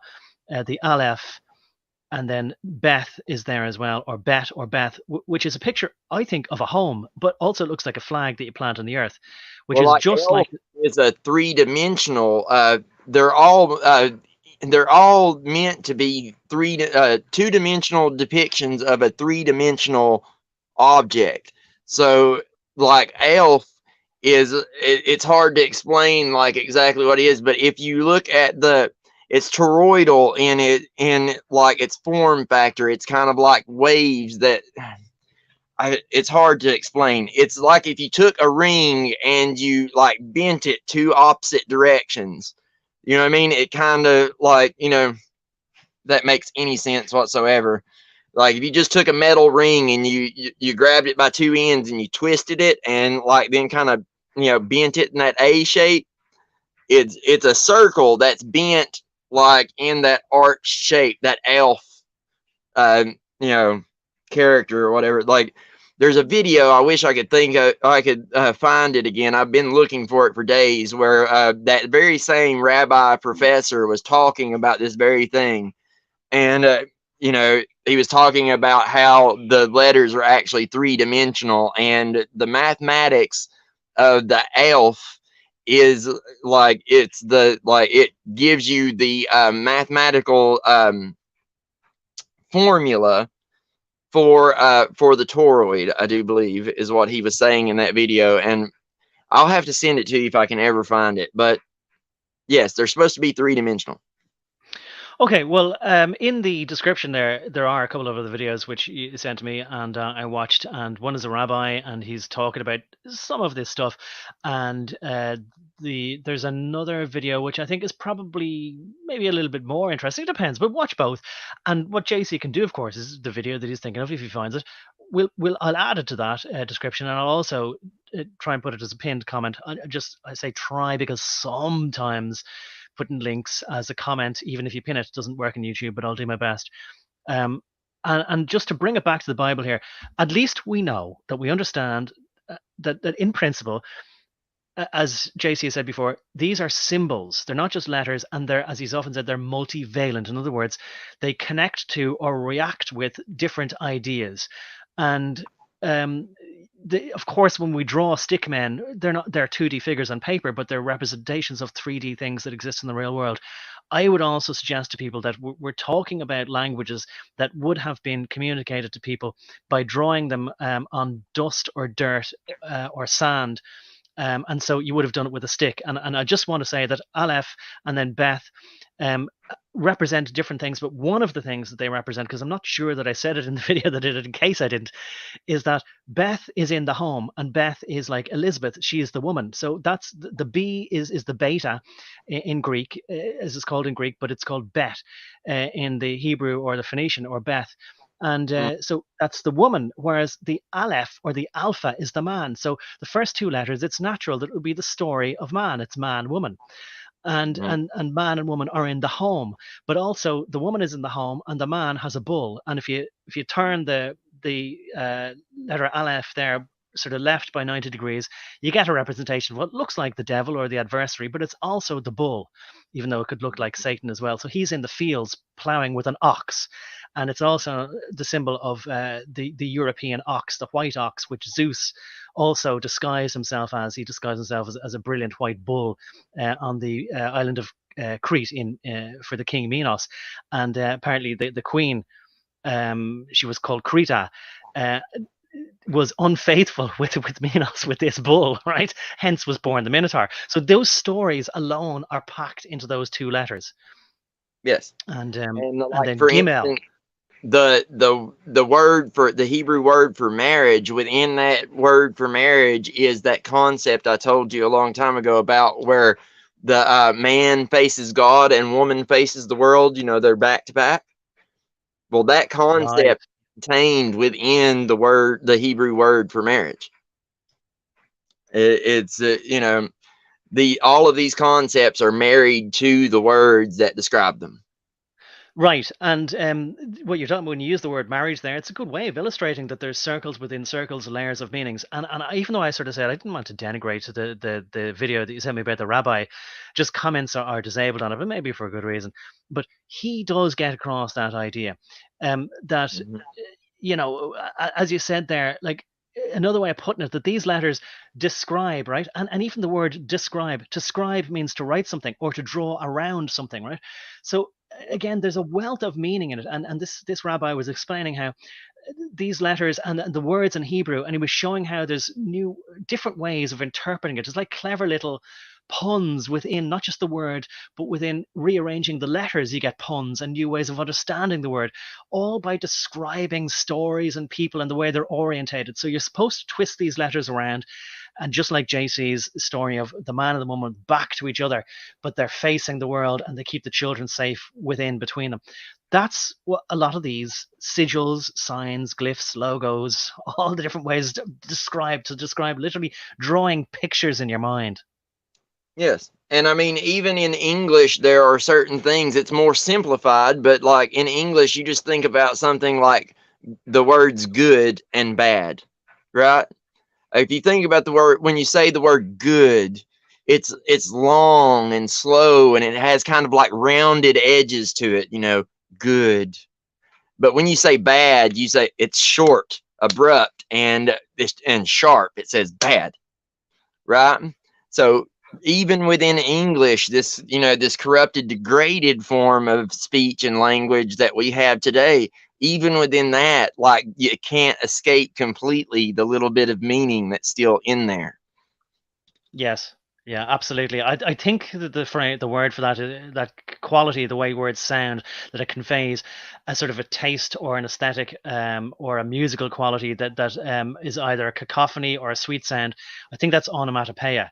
Could be wrong. I often confuse that with something else. But anyway, Right? there's a bit more to that.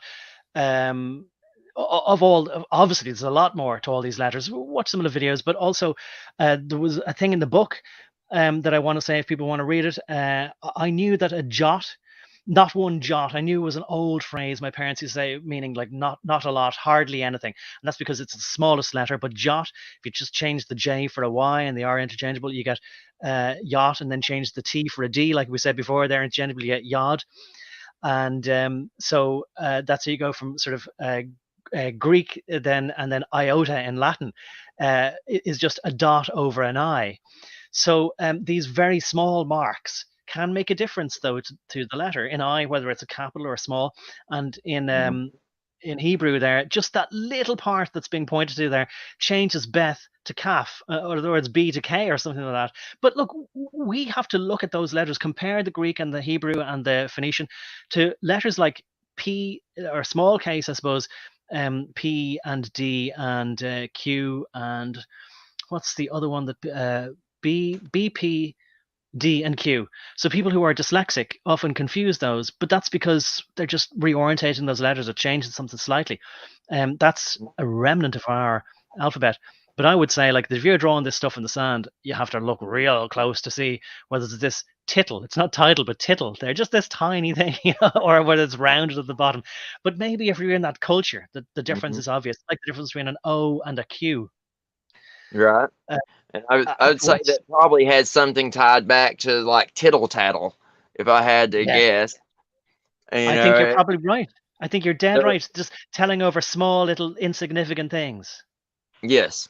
And and that's the right back to this Gematria type stuff. Like, circling back to the main point of the discussion, this Gematria stuff, like it goes right back to that. Like these words, the etymology of words, and where they come from, what they mean. It's important. It's Right. And super important. I put this up on the screen here, right? Because this guy, Ivan Panin, he just in case people haven't been listening to the whole stream, I'll just repeat that the story goes, and I might as well read this screenshot of the book, and the book is available courtesy of JC, who sent it to me, and it's on my Odyssey. You can download it. He just, story goes, happened to notice from reading the Greek New Testament, and he was casually reading the first verse of the Gospel of John. In the beginning was the Word, and the Word was with God, or with the God, and the Word was God. And Panin was curious as to why the Greek word for the preceded the word God in one case and not the other. And he looked into it and found out that it had to be there, otherwise the code was broken. It would not be consistent with the 7 sevens. And so this was the first of his discoveries, and then he wanted to see, is this the same in the other books? And he found that indeed it was, and like something like in either Mark or Matthew, everything was encoded with 8. And this is all, again, just to repeat, not in English, but in Hebrew or Greek, whichever was written in first. And I have a video that's fairly recent that I put on my YouTube called Mr. Silver's Bible. I have to say, I've been largely ignorant about religion. I didn't think it mattered because it was news to me relatively recently that there was such a thing as the New Testament written in Hebrew. But there Yeah. indeed is. You would have thought that Hebrew-speaking people wouldn't have been interested in it, but that's what it was written in.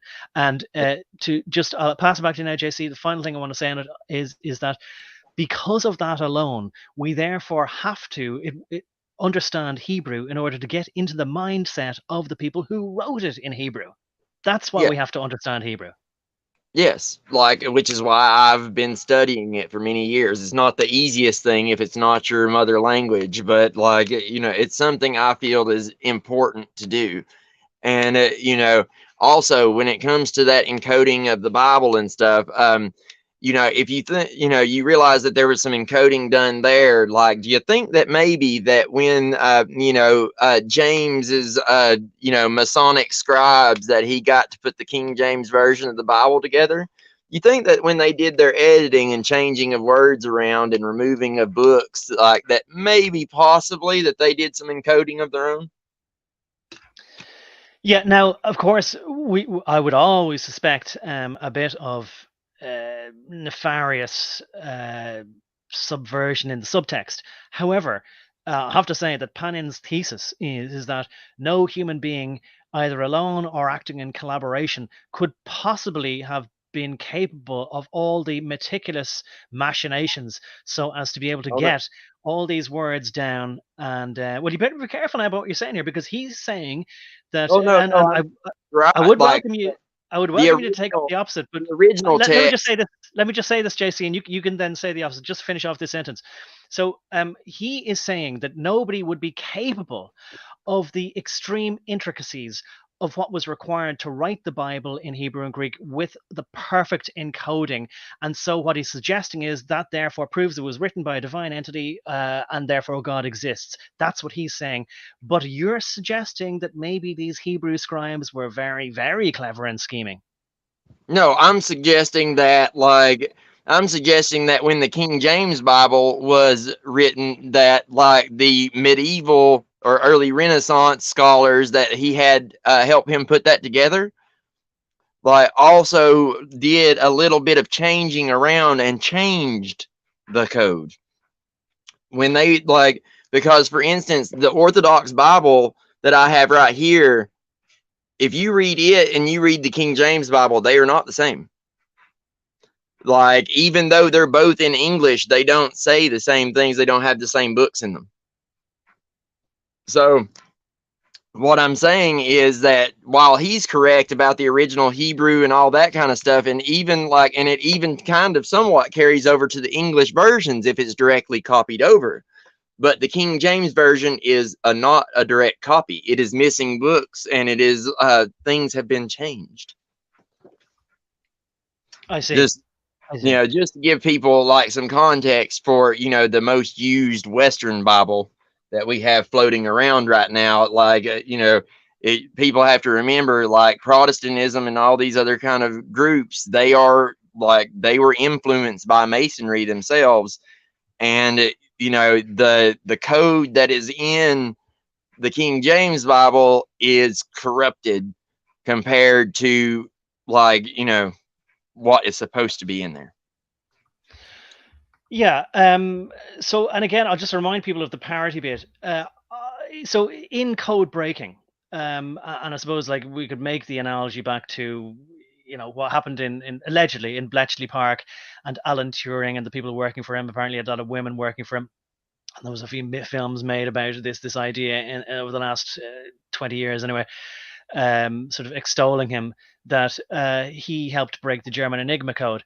But it wasn't good enough that they break the code. They wanted to be able to insert their own messages, perhaps, and therefore send German U-boats and whatever to wrong places without the Germans being aware of this. So it wasn't just good enough breaking the code. They wanted to be able to manipulate the code. So I do take your point that perhaps it is possible, or we should at least consider the possibility that it would be possible with enough scribes if King James the fifth, wasn't it, did indeed hire these scribes who were fluent in Latin, Greek, and Hebrew to translate it into English, that he might have, well, I suppose he was translating it into English, he wouldn't have needed to have kept the underlying code, but he also could possibly have had all the brain power there to just change one or two little things, even in the Hebrew, but not make it break the entire code. That's what you're suggesting as well, is it?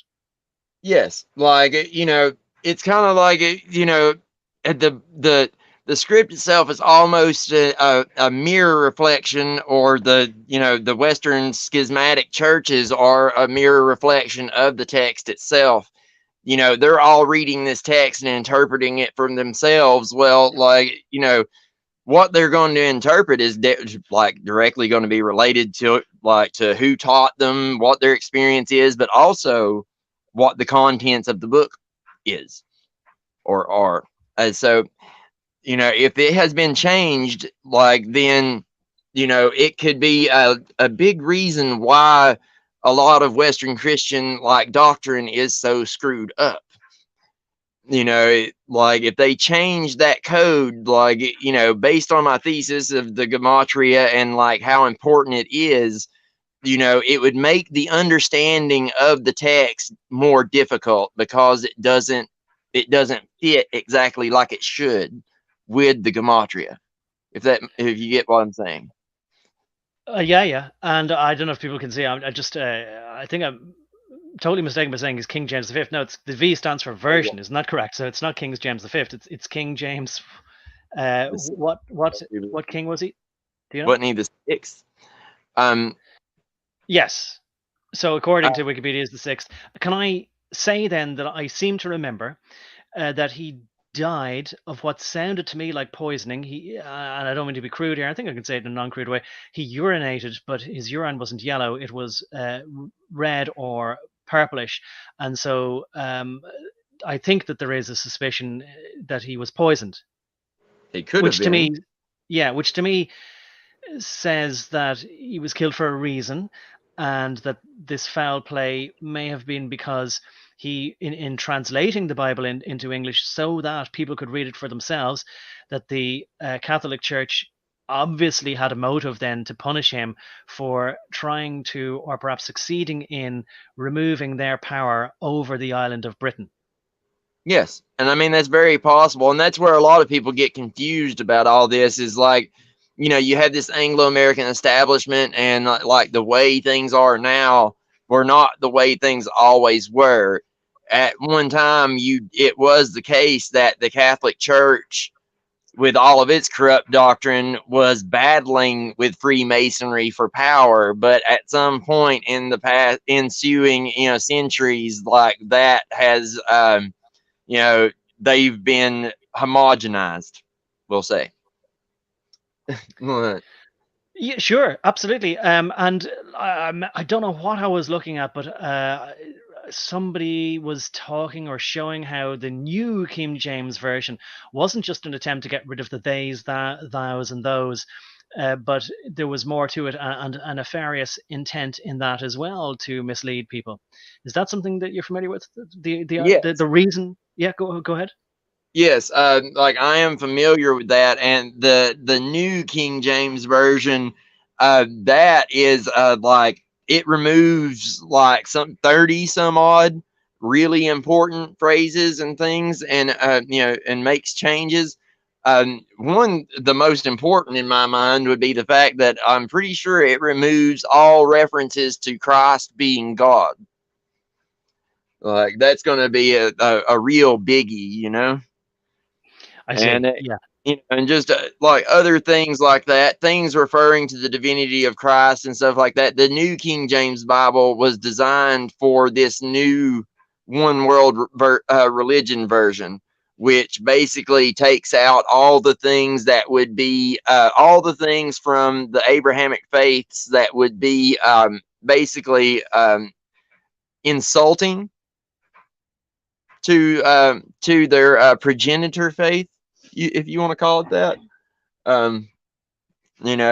Like if it insults the original OG, then like Islam and Christianity had to get rid of it, right?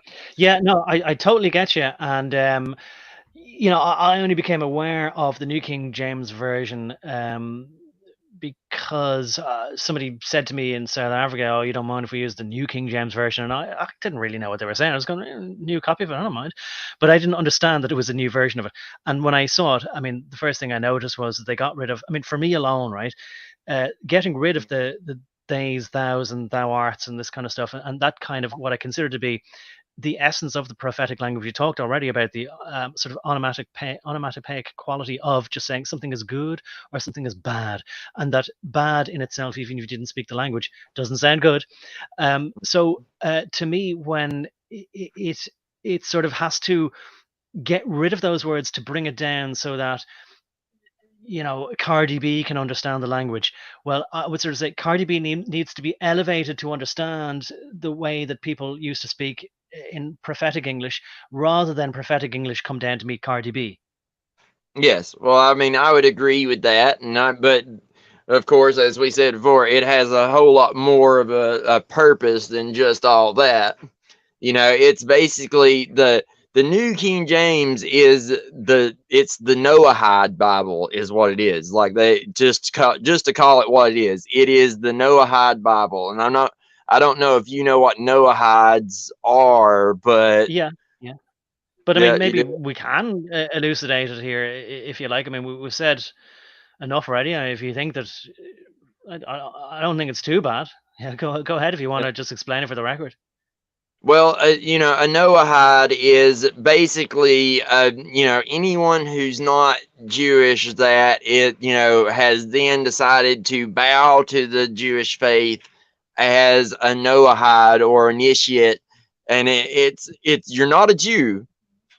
You're still a Gentile, but like you're basically the slave group underneath them. So basically they tell you what to do, they give you the laws, and they, you know, all that kind of stuff, and they even get better laws than you get. But basically the gist is you get to survive, and they're not gonna like murk you. So like that's the gift you get for, you know, the going along with it all is, yeah, we just won't kill you, we'll enslave you, but we won't murder you. Yeah, Like, well, I thought you were going to say that the laws, but actually, like the laws sound all right, more or less, like not too bad, like, you know, not too different to what we know as Christianity. But the key difference there, which you've elucidated, is that there's a two-tier system, which they're already putting in place anyway, and yeah, that will always be an underclass. And by the way, I just can't remember the name of it, but I remember a few years ago, like when you know, things were particularly hot with the Muslims, that I learned that there's exactly the same idea in Islam as well, whereby there's no such thing as a Christian who converts to Islam. It's just that there's people who are Muslims, and then there's people who are their slaves, and we, in order to be allowed to live, which is a wonderful thing, great kindness they allow us, or great mercy, but we must obviously pay our tithes all the time to them as overlords. So it's the same idea. yes, because they come out of that same Kabbalist Neoplatonist mindset. It's all of them are running on the same set of presuppositions. Like I said, the window dressings may be different, but it's the, you know, you're looking at the same picture there. Like All right. it's Well. Look, different. I think that we have more or less put a fine point on it. But there's two sort of things that I kind of want to maybe Go ask. for it. But again, well, I mean, it's just they both lead in at the same time two different directions. So I'm trying to decide on the order of it, like, you know. But we're coming up to we're coming up to 3.5 hours. Let's see if we can keep it to 3.5 hours. That might be a nice kind of one, because I don't want to get these too We long can in always case they seem pick back up next insurmountable. weekend, right? What? Yeah. I said there's always next weekend, right? Like, you know, like we can always Yeah, pick of it back. course. Yeah, of course. But I want to let's say I'll ask you this, because this is the central thing that we said we were going to talk about, which was gematria in the Bible, right? So Mm. let's just say, right? Let's just say, even though we didn't give full complete examples, like, but it would be difficult to like to show people the Hebrew and show, because when I read this guy's book, right, I was obviously reading it through the filter of English, but Mm-hmm. would have been no point in him saying to me, do you see how this Hebrew letter says this many letter, says is equivalent to this number, and there's a little pun which you have to understand culturally in order to Yeah. get it, that seven was Jesus in that Hebrew letter or whatever, right? Yeah. However, in the videos that are linked in the description, there's something that approximates that. You have to. What I don't Yeah. like is an element of faith, because look, as I can't remember, is it Missouri? There's a show me state uh, in America. In other words, it's I don't ever want to just go on faith. If somebody makes an assertion or statement, I want them to prove it, to demonstrate it, to show me. But we haven't. I can't say that we have shown people that there is a code, let alone Yeah. proved I it. We would need haven't given enough examples. But what I want to say like is, a graphics program or something to be able to like. right, but we could do that. I mean, we could prepare it, but at the same time, there'd be an element of people having to take our word for it, right? At Yeah. some point in the inductive process. But what I want to Mm-hmm. say is, let's just say, for the sake of argument, right? I'm not asking you to believe it. I'm just saying, for the sake of argument, right? As a discussion device, let's say we have proven our case, right? It's all people Mm-hmm. very rarely go beyond this, right? I know if I asked you again, right? What does it imply? Like, does it imply that are we saying that that proves that God exists? Or are we saying, no, that's taken too far of a leap of faith there. We're off on flights of fancy there. We're underestimating the cleverness and the persistence and the ability to work together and delegate different tasks to all the different scribes and magi and wizards. Well, Does it? What do you think? The balance of probabilities. Is the Bible written so perfectly that proves God wrote it by divine intervention or automatic writing through men? Is that what it proves on the balance of probabilities, obviously, in your opinion, or does it as an show? Orthodox Christian, like I wouldn't have became an Orthodox Christian if I didn't think so. You know, if it didn't pass my sniff test, then like I wouldn't be in the religion in the first place. But to what I would, right back to what you were saying, I did, and what I've said before, I don't ask anyone just to believe what I say on its face. Actually, look into it. Watch the videos, like, and let it be demonstrated to you on that little blackboard guys got there. Let them talk to you about it, and then look into it further. Like, study it, and until you're satisfied one way or the other, just No, like no, I but did. I'm saying to you, in your opinion, like I'm saying, like let's just say for the sake of argument, we have proven that the Bible is perfectly written. So do you then, in your opinion, do you think that that actually proves that is that the best proof that God exists? It's one of the best proofs, yes. Like that, along with the, like the transcendental argument, and all, like, we basically have like a multifold method in orthodoxy of, proving God. But yes, mathematics and this divine gematria, like that the Bible is written in. All these different little things are the examples. We wouldn't say look to any of these as any one thing as like the end all be all proof. You know, the way I look at it is it's a cumulative thing.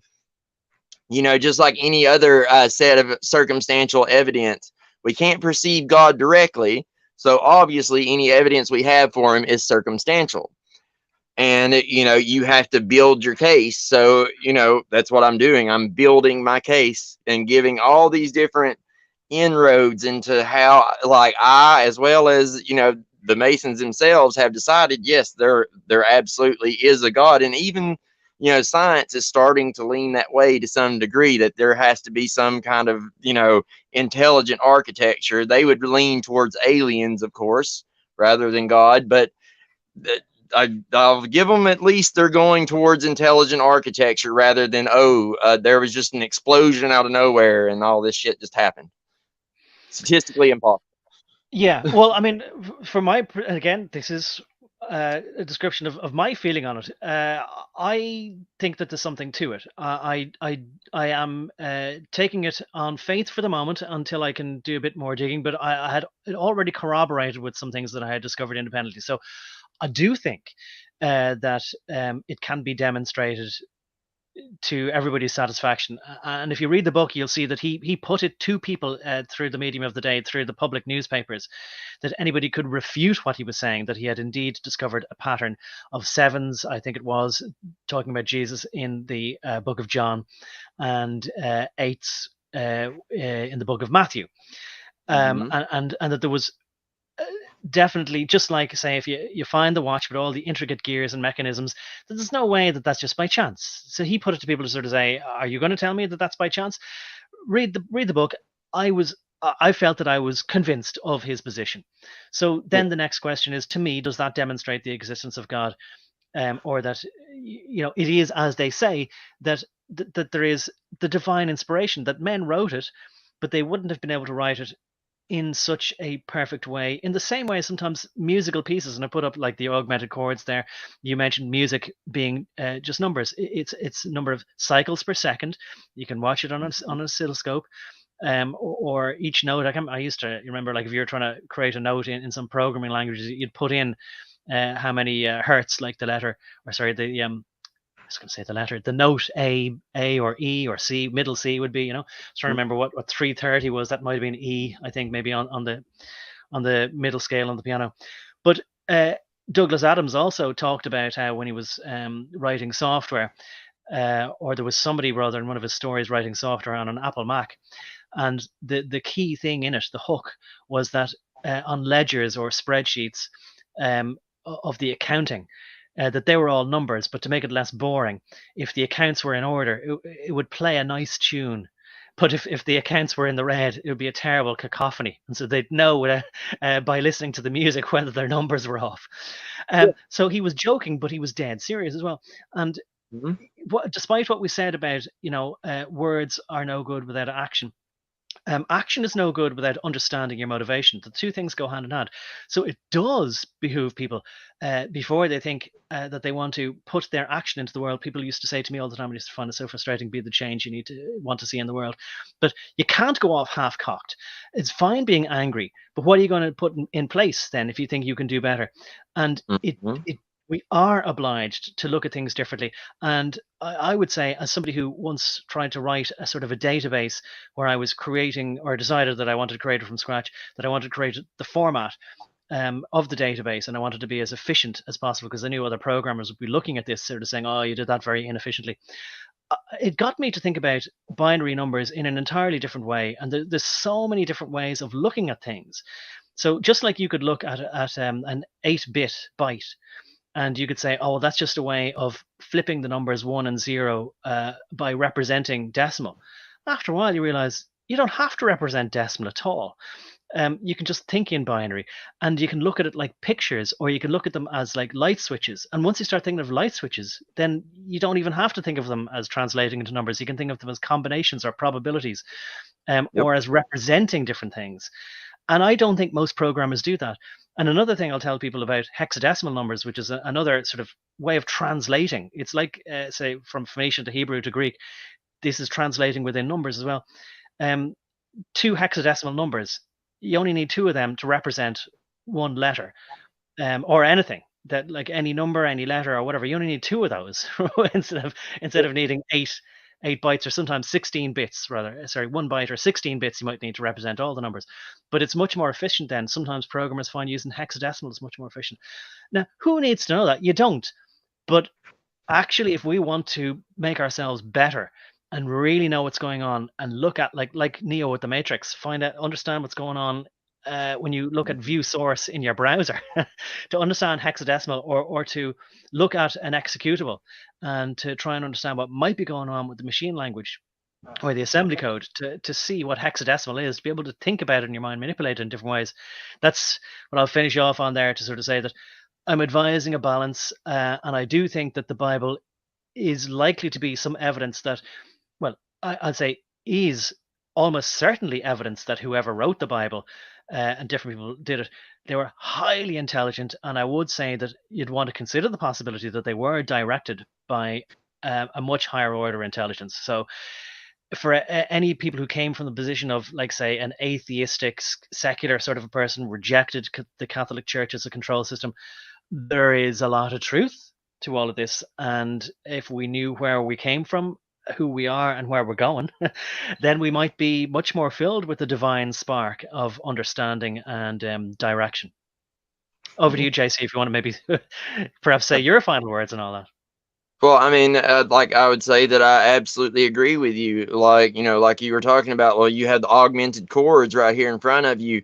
Like music, this circle represents an octave, and these positions are just like the positions of a clock. And when you're hitting notes on a guitar fret or on a piano keyboard, you can see those notes just as easily as 1/2, 1/3, 7/16. Like they're all fractions of an octave, as Pythagoras laid out. And as far as when it comes to like knowing where you're going, I'll leave us with a quote from someone I don't normally agree with, but Winston Churchill said it best, I think, is if you don't know like where you came from, you don't know where you're going, and a people who forget their past have no future.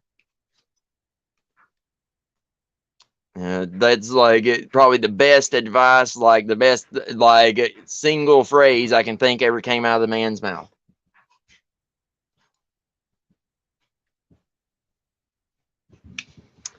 Uh, he was technically a druid, and part of all this mess, but like he was right about that, and of course he was, because they had to have understood that in order to come up with a plan to dismember and pull apart society the way they did. They had to understand that if they destroy your past and turn your ancient heroes into myths and and tell you, oh, it's just all a fairy tale and all these different things. They knew that they would destroy your fighting spirit. They knew that they would destroy your intellect and your ability to fight back.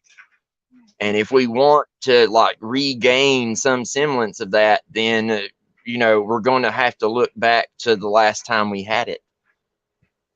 Very good. That's wonderful as well, because that, I think, ends on a very positive note, that if we discover that mythos doesn't mean something that's entirely fictional. It means that it's stories from the ages that were literally true as well as metaphorically true, true in lots of different senses. But they got us to believe that it was just entertainment, fiction, means nothing. No, they're the foundation of what I didn't think was something either: our spirit. And without our spirit, our bodies become lifeless and listless and directionless. Yes, and you die. You might not die physically, but you will die in every other sense. And like it says in that book of Armageddon there, in the end, they will beg for death, but it will not find them. Right. Look, I think that is really. I think we've said enough there, and I don't want to sort of gild the lily too much by just repeating the same thing. I hope that I think what we just said there, I hope that does resonate with people, and I hope that it is meaningful to people, like that finally for me it's all clicking as well. Spiritual death, when we're all just consumers and plugged into the sort of digital control mechanism, that is a fate worse than death, and it echoes what we said already. Spiritual death, where we are now, we're on life support for that. It means that our physical bodies are meaningless. And can I just say now that there's something that I've been holding back because I didn't want to sort of interrupt the stream, but I don't want to ignore somebody who's been in the stream there. And I just would like to say that, to reiterate your words, what your motivation is, you just want to help people. I want to help people as well. And I don't want to sound like, that, hey, I'm going to die great like that. But I don't want to let this fellow go without saying a few words to him. Goku McDuck has been writing about an incident that he had during the week where he had a car crash, and the people who he crashed into were very difficult, and that the police weren't helpful, and there was authorities that were trying to railroad him into something to do with insurance. It had nothing to do with what we're talking about, and I know that he likes to share a lot of personal stuff. What I want to say to him is that maybe he's feeling that he's alone, or he doesn't have people that he can confide with, and I take it as a compliment that he is telling us these things, and maybe feeling that we sound like people he can confide in. I would like to say to him that I hope he understands why I didn't want to derail our conversation by sort of saying, oh, Goku McDuck is talking about how he's feeling despondent. He's saying here that he was trying to face these car crashes before they left and how they ruined the country and his hopes and dreams, but he was worried about his father's health and maybe his stress levels. And I know that he's talking about other things. Perhaps his father has taken something that might make him worry about that, so he felt he had to let it go. He's talking in a way that I recognize. He's saying that maybe he didn't want to, what is he saying, felt like getting killed by them, to die like a martyr and reach God. So look, those sound like the words to me of somebody who is feeling like he is lost at sea, and that there's a storm, and that he can't get the right sail up, or he doesn't know the direction, or he doesn't have a compass that's guiding him. I would like to say to Goku McDuck, if you would need somebody to talk to, maybe I don't have any good advice for you, but maybe you might find that maybe you're looking for somebody who's just a bit older, and like, I'm not saying that I know all about life, or how to be confident, or how to be calm, or how to feel like I know how to be at ease in this world. I don't. I'm often despondent, right? But I think that qualifies me for basically saying to you, look, you're not alone. But if you need somebody to talk to, my email address, I'll put it in the description, but it's just eternal extrapolations, all one word, at gmail.com. If you would like to talk to me, just from a friend across the world, if you feel like you've got no one else that you can talk to. I don't want to offer anybody else, but I'm sure JC feels the same. Maybe that's all that needs to happen. Email address. You can go ahead and type it in there in the description as well. If anybody wants to contact me, I'm absolutely willing to talk to anyone that wants to talk. They can ask me questions or whatever. I don't care. Okay, That's what I'm here for. Look, what I'll say as well is if Goku feels that he would like to talk to us, I don't know whether that's something he wants to do. Like, I don't want to make a public spectacle of him at all. Maybe he'd like to talk to us offline. We could do that if he's really feeling like he's got no friend to turn to or is despondent, Mm-hmm. Uh, because I often feel like giving up.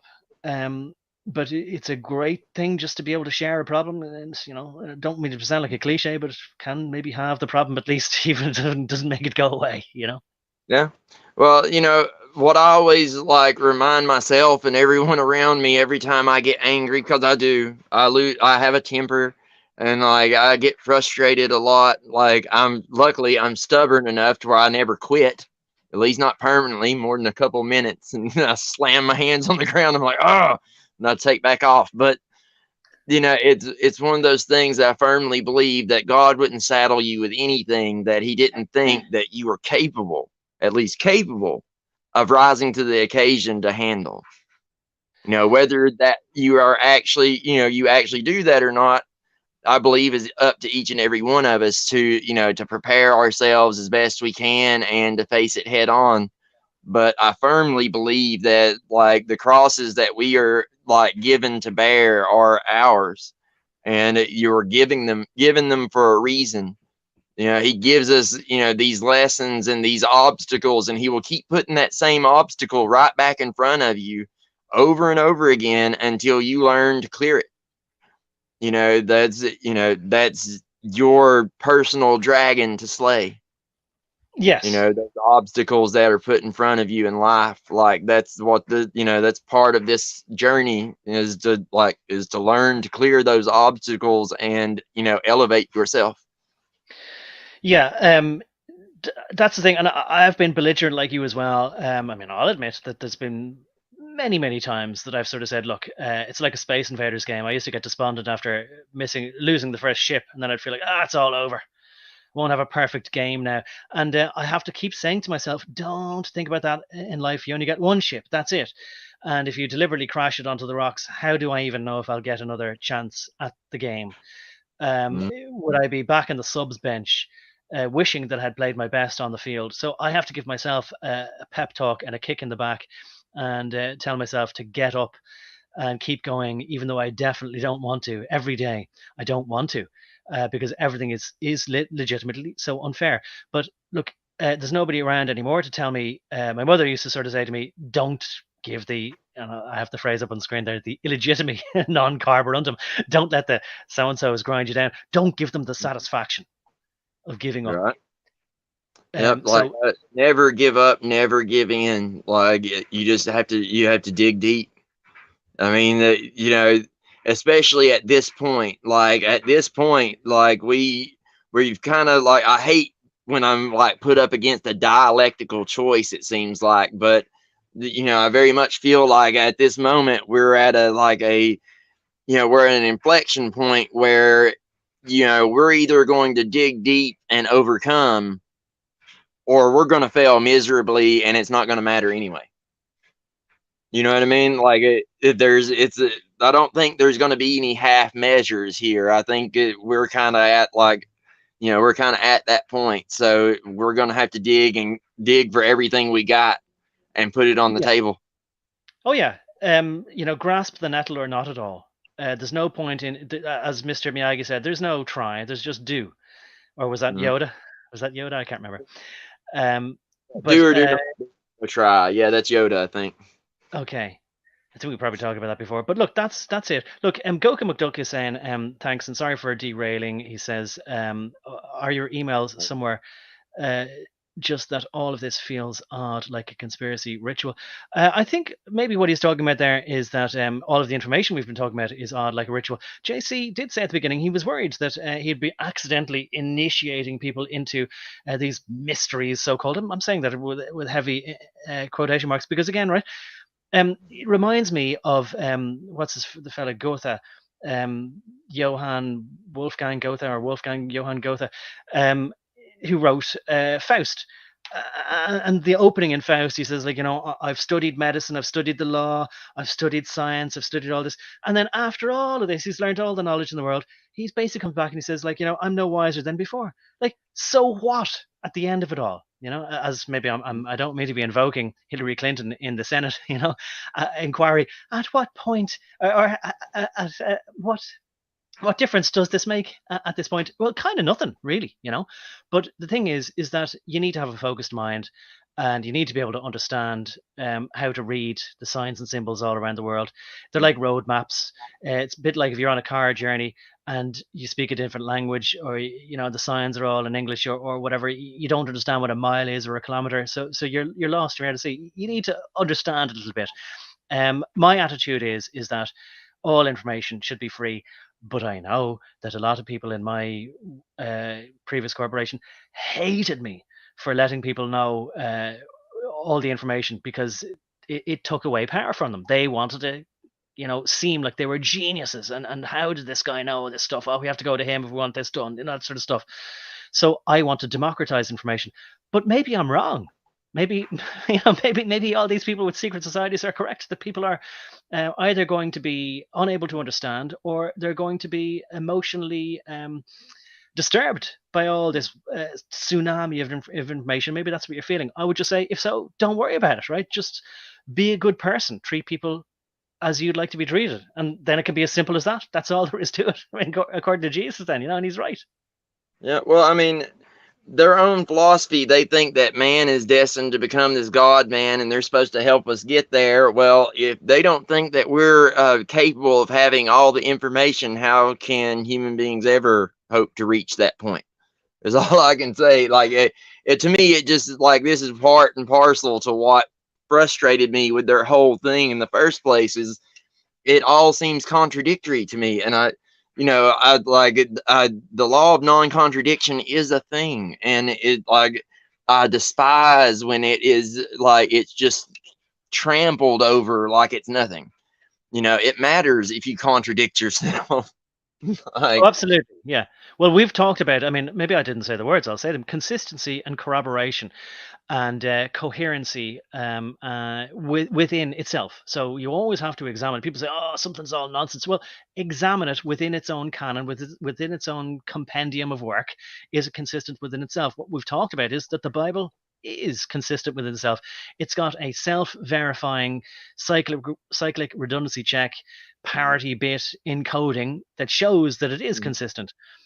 yes, and Um, that's what modern people don't understand. Like, when Christians are trying to tell them, which it's not really necessarily the atheist's fault, because most of the people they're having to deal with are Western schismatics who don't have this information to give them in the first place.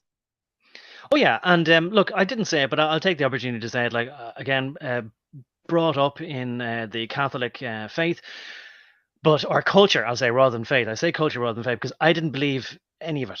I was remaining totally skeptical, and because from the time that I was 4, I found that if I would ask them questions, people got angry rather than just tell me, "Oh, well, here's this. I'm the adult, and here's all the information." And what I found was, like, that Catholics, even priests, didn't really know whether the ritual of communion, where they ring the bell and the wafer turns into literally the body of Christ. I said, now, do you actually literally believe that it has become like the skin, the flesh, the meat of Christ, or is it just an allegory, a representation, a metaphor? And they refused to give me a definitive answer. And I said, because, like, if we don't believe that it literally has done that, then what's the difference between us and Protestants? And they started going, "Oh, look, we have to just shut this guy up." Yeah. And I mean, that's the very kind of behavior that shocked me out of the whole, wanting to be a Baptist or any of, like, everywhere I went, I kept finding this same problem until I found orthodoxy. And I believe I told you before, like, I wound up becoming an inquirer into orthodoxy by studying it to debate orthodox people. I was running into them and not being able to hold up my position, and it infuriated me. So I'm like, okay, I have to learn this so that I can defend myself. And the more that I inquired and looked into it, the more I found myself convinced.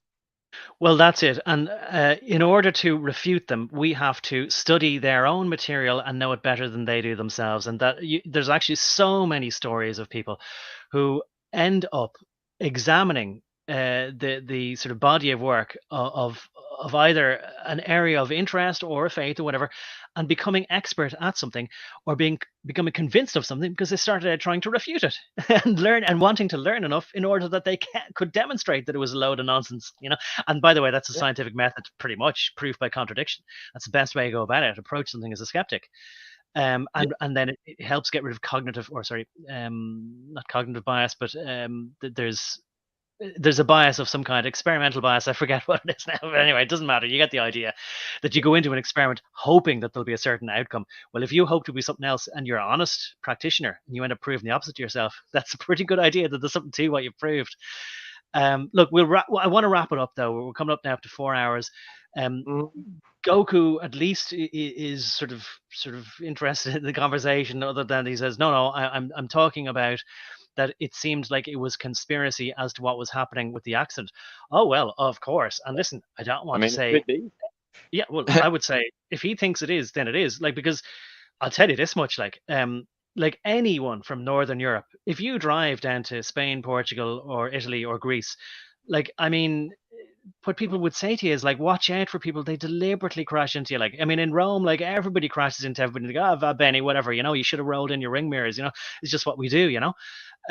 If you're going to drive down to south of Italy, like you're going to get your car radio stolen. It's just what they do. Like, I don't want to denigrate anybody, but still, like, point being, right? If you go to Spain and so he's in Mexico, of course people are going to crash into you.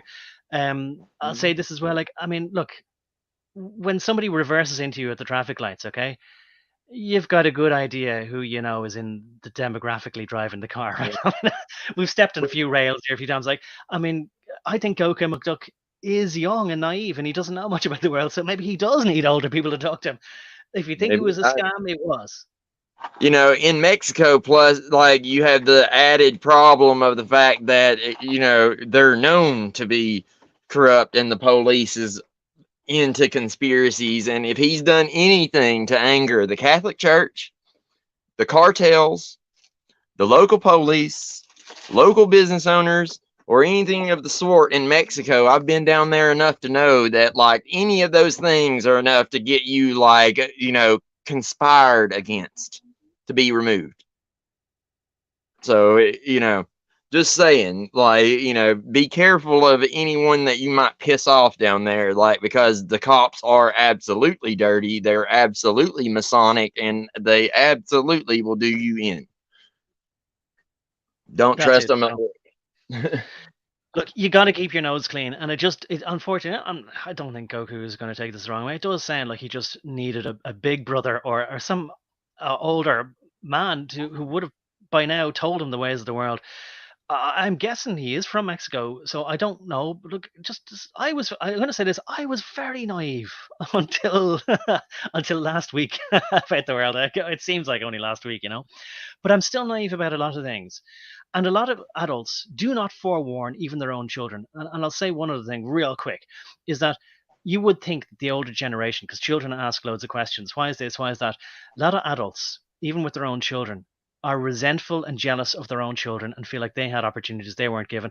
And then that actually acts as a disincentive to warn them about all the pitfalls they might fall into, because they might feel like, well, I had to suffer, so they ought to suffer the same pitfalls as I did. So maybe that's why people don't forewarn people.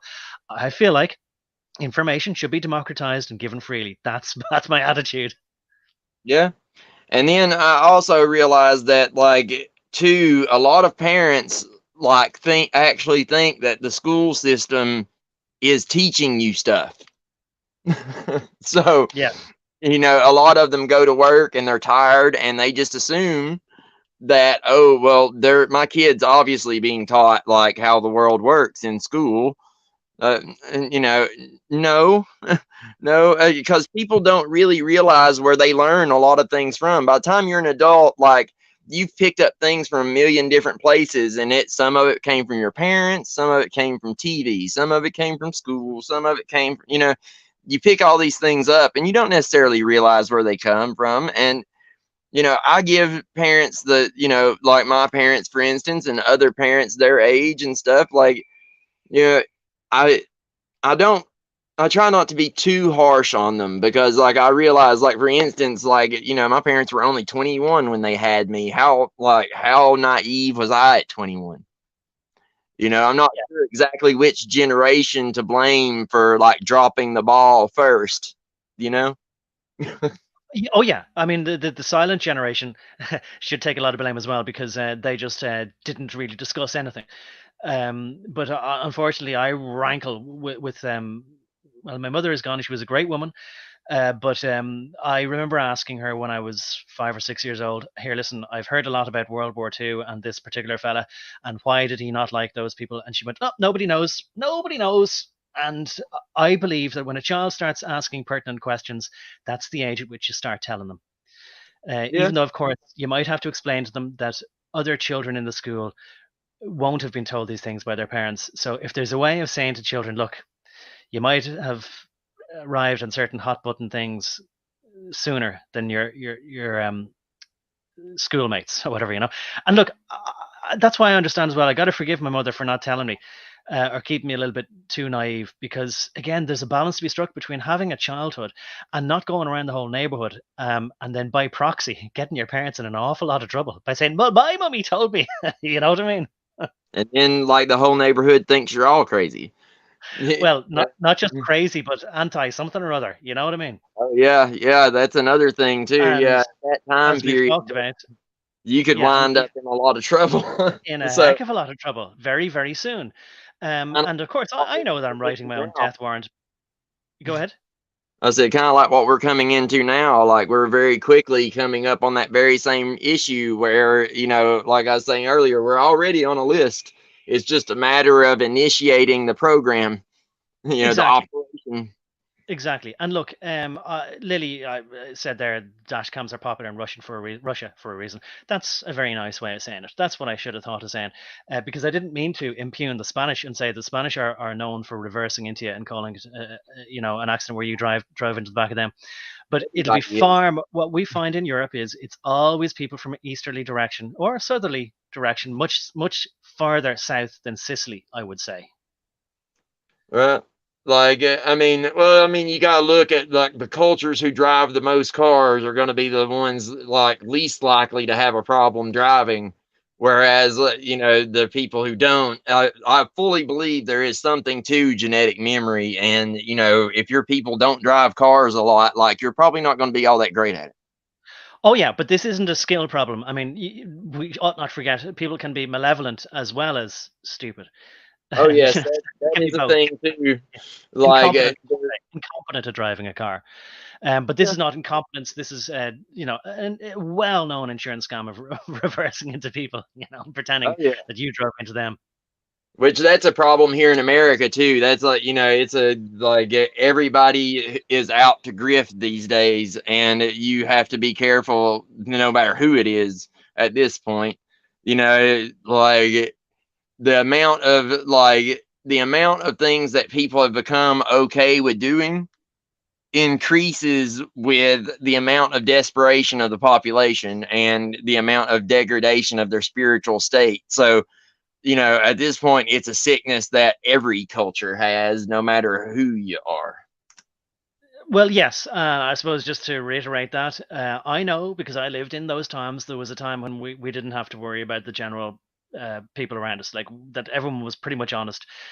There was only Hmm. one demographic within the country that I'll say, but they were considered to be still part of the nation, who were basically, like carny types or traveling people, right? They were the only people who would pull insurance scams or like pretend they fell down, or there was a piece of pavement that was broken, they tripped over and sued the county council, whatever. But other than that, everybody was honest. But what I will say is, it's in trying to lift up the rest of the population, um, our own population then haven't lifted them up. They've just sunk to their level. So you can trust nobody these days. Nobody has any honor, and you know, Dr. Crispy knows what I'm talking about, but I'm not going to put it up because I don't know. Anyway, that's basically it. You are correct. I agree with you. We've all sunk to the lowest common denominator. Let me put it that way. Yep, sure enough. And that's really where, like, that's really where I stand on it. Like, if we want to fix it, then it starts with each and every one of us. Become the hero that you need and your family needs now, not tomorrow, not next week, like as soon as possible. Yes. Look, again, I don't want to reiterate, it's so cliched, but if we want the rest of the world to be good, we have to lead by example. And there was something else that I suppose that I wanted to say, which is like, all this stuff happening with the World Economic Forum. I know we've strayed off the topic, but this is like a bonus conversation afterwards. Like, we ought not to stay silent. Maybe there's nothing physically we can do about it to change, what's being brought in, but we can vociferously object. And if we don't make a lot of noise, as much noise as we can in our own ways, whatever little platforms we have, then it might be assumed that we're in agreement with all these restrictions on our freedoms they're bringing in, like central bank digital currencies and digital passports and restrictions to zones of cities and travel and all that sort of stuff. We'd want to object mightily now while we're in the 11th or 59th minute of the 11th hour. We'd want to start making a lot of noise to let them know that we do not implicitly agree or tacitly accept. We object most strenuously and vociferously. Okay, last few words then, and we'll say goodbye to everybody. We're on the 4-hour mark now, JC. What do you want to say then to finally close? Well, like just to like agree with what you just said there, my friend. Like object everywhere you can. You could ask my wife. Like I create a scene about it every chance I get. When I go in the grocery store, or I go in a gas station, or I pass somebody on the street. It doesn't matter. If I get a chance to to stick some stuff in there, like I absolutely will. We have to be as obstinate as possible, and I tell her all the time, she doesn't necessarily like how in your face my methods are, but it's like I tell her all the time, like we're kind of past the point for being gentle. Yes. Is like it's too late for gentle. Either people are going to shit or get off the pot at this point. It's Yeah. you Yeah. know and Any that's of us say the last bit again? I said, and that's about where I'm at with it. Yes. Yeah.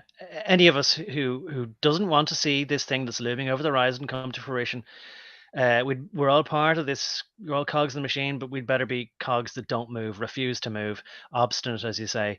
No point in getting yourself, into major trouble. But there's ways. And watch, if you want a bit of inspiration. Watch the video I did called "Live Not by Lies." Just don't accept any lies. Don't repeat them. Don't allow anybody in your presence to repeat them. Don't accept them. Object. Just use your voice to say, no, I don't agree with that. At the very least, you can start there. So that's Alexander Solzhenitsyn, Live Not by Lies. I think that's a good place to start for a bit of inspiration. Right. Well, we ended on that, JC. I want to say thanks very much again. If you have other things you want to discuss, we'll talk again next week. Absolutely. Will we do that? I'll be working on the next show, I promise. Yeah. So you do have more to say.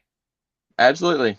Right. We'll talk again next week then, all going well. Thanks again. And it's been great talking to you. And thanks to everybody else for listening, either live or on the playback. And we'll do another one again soon. Thank you, bud. Cheers. Cheers.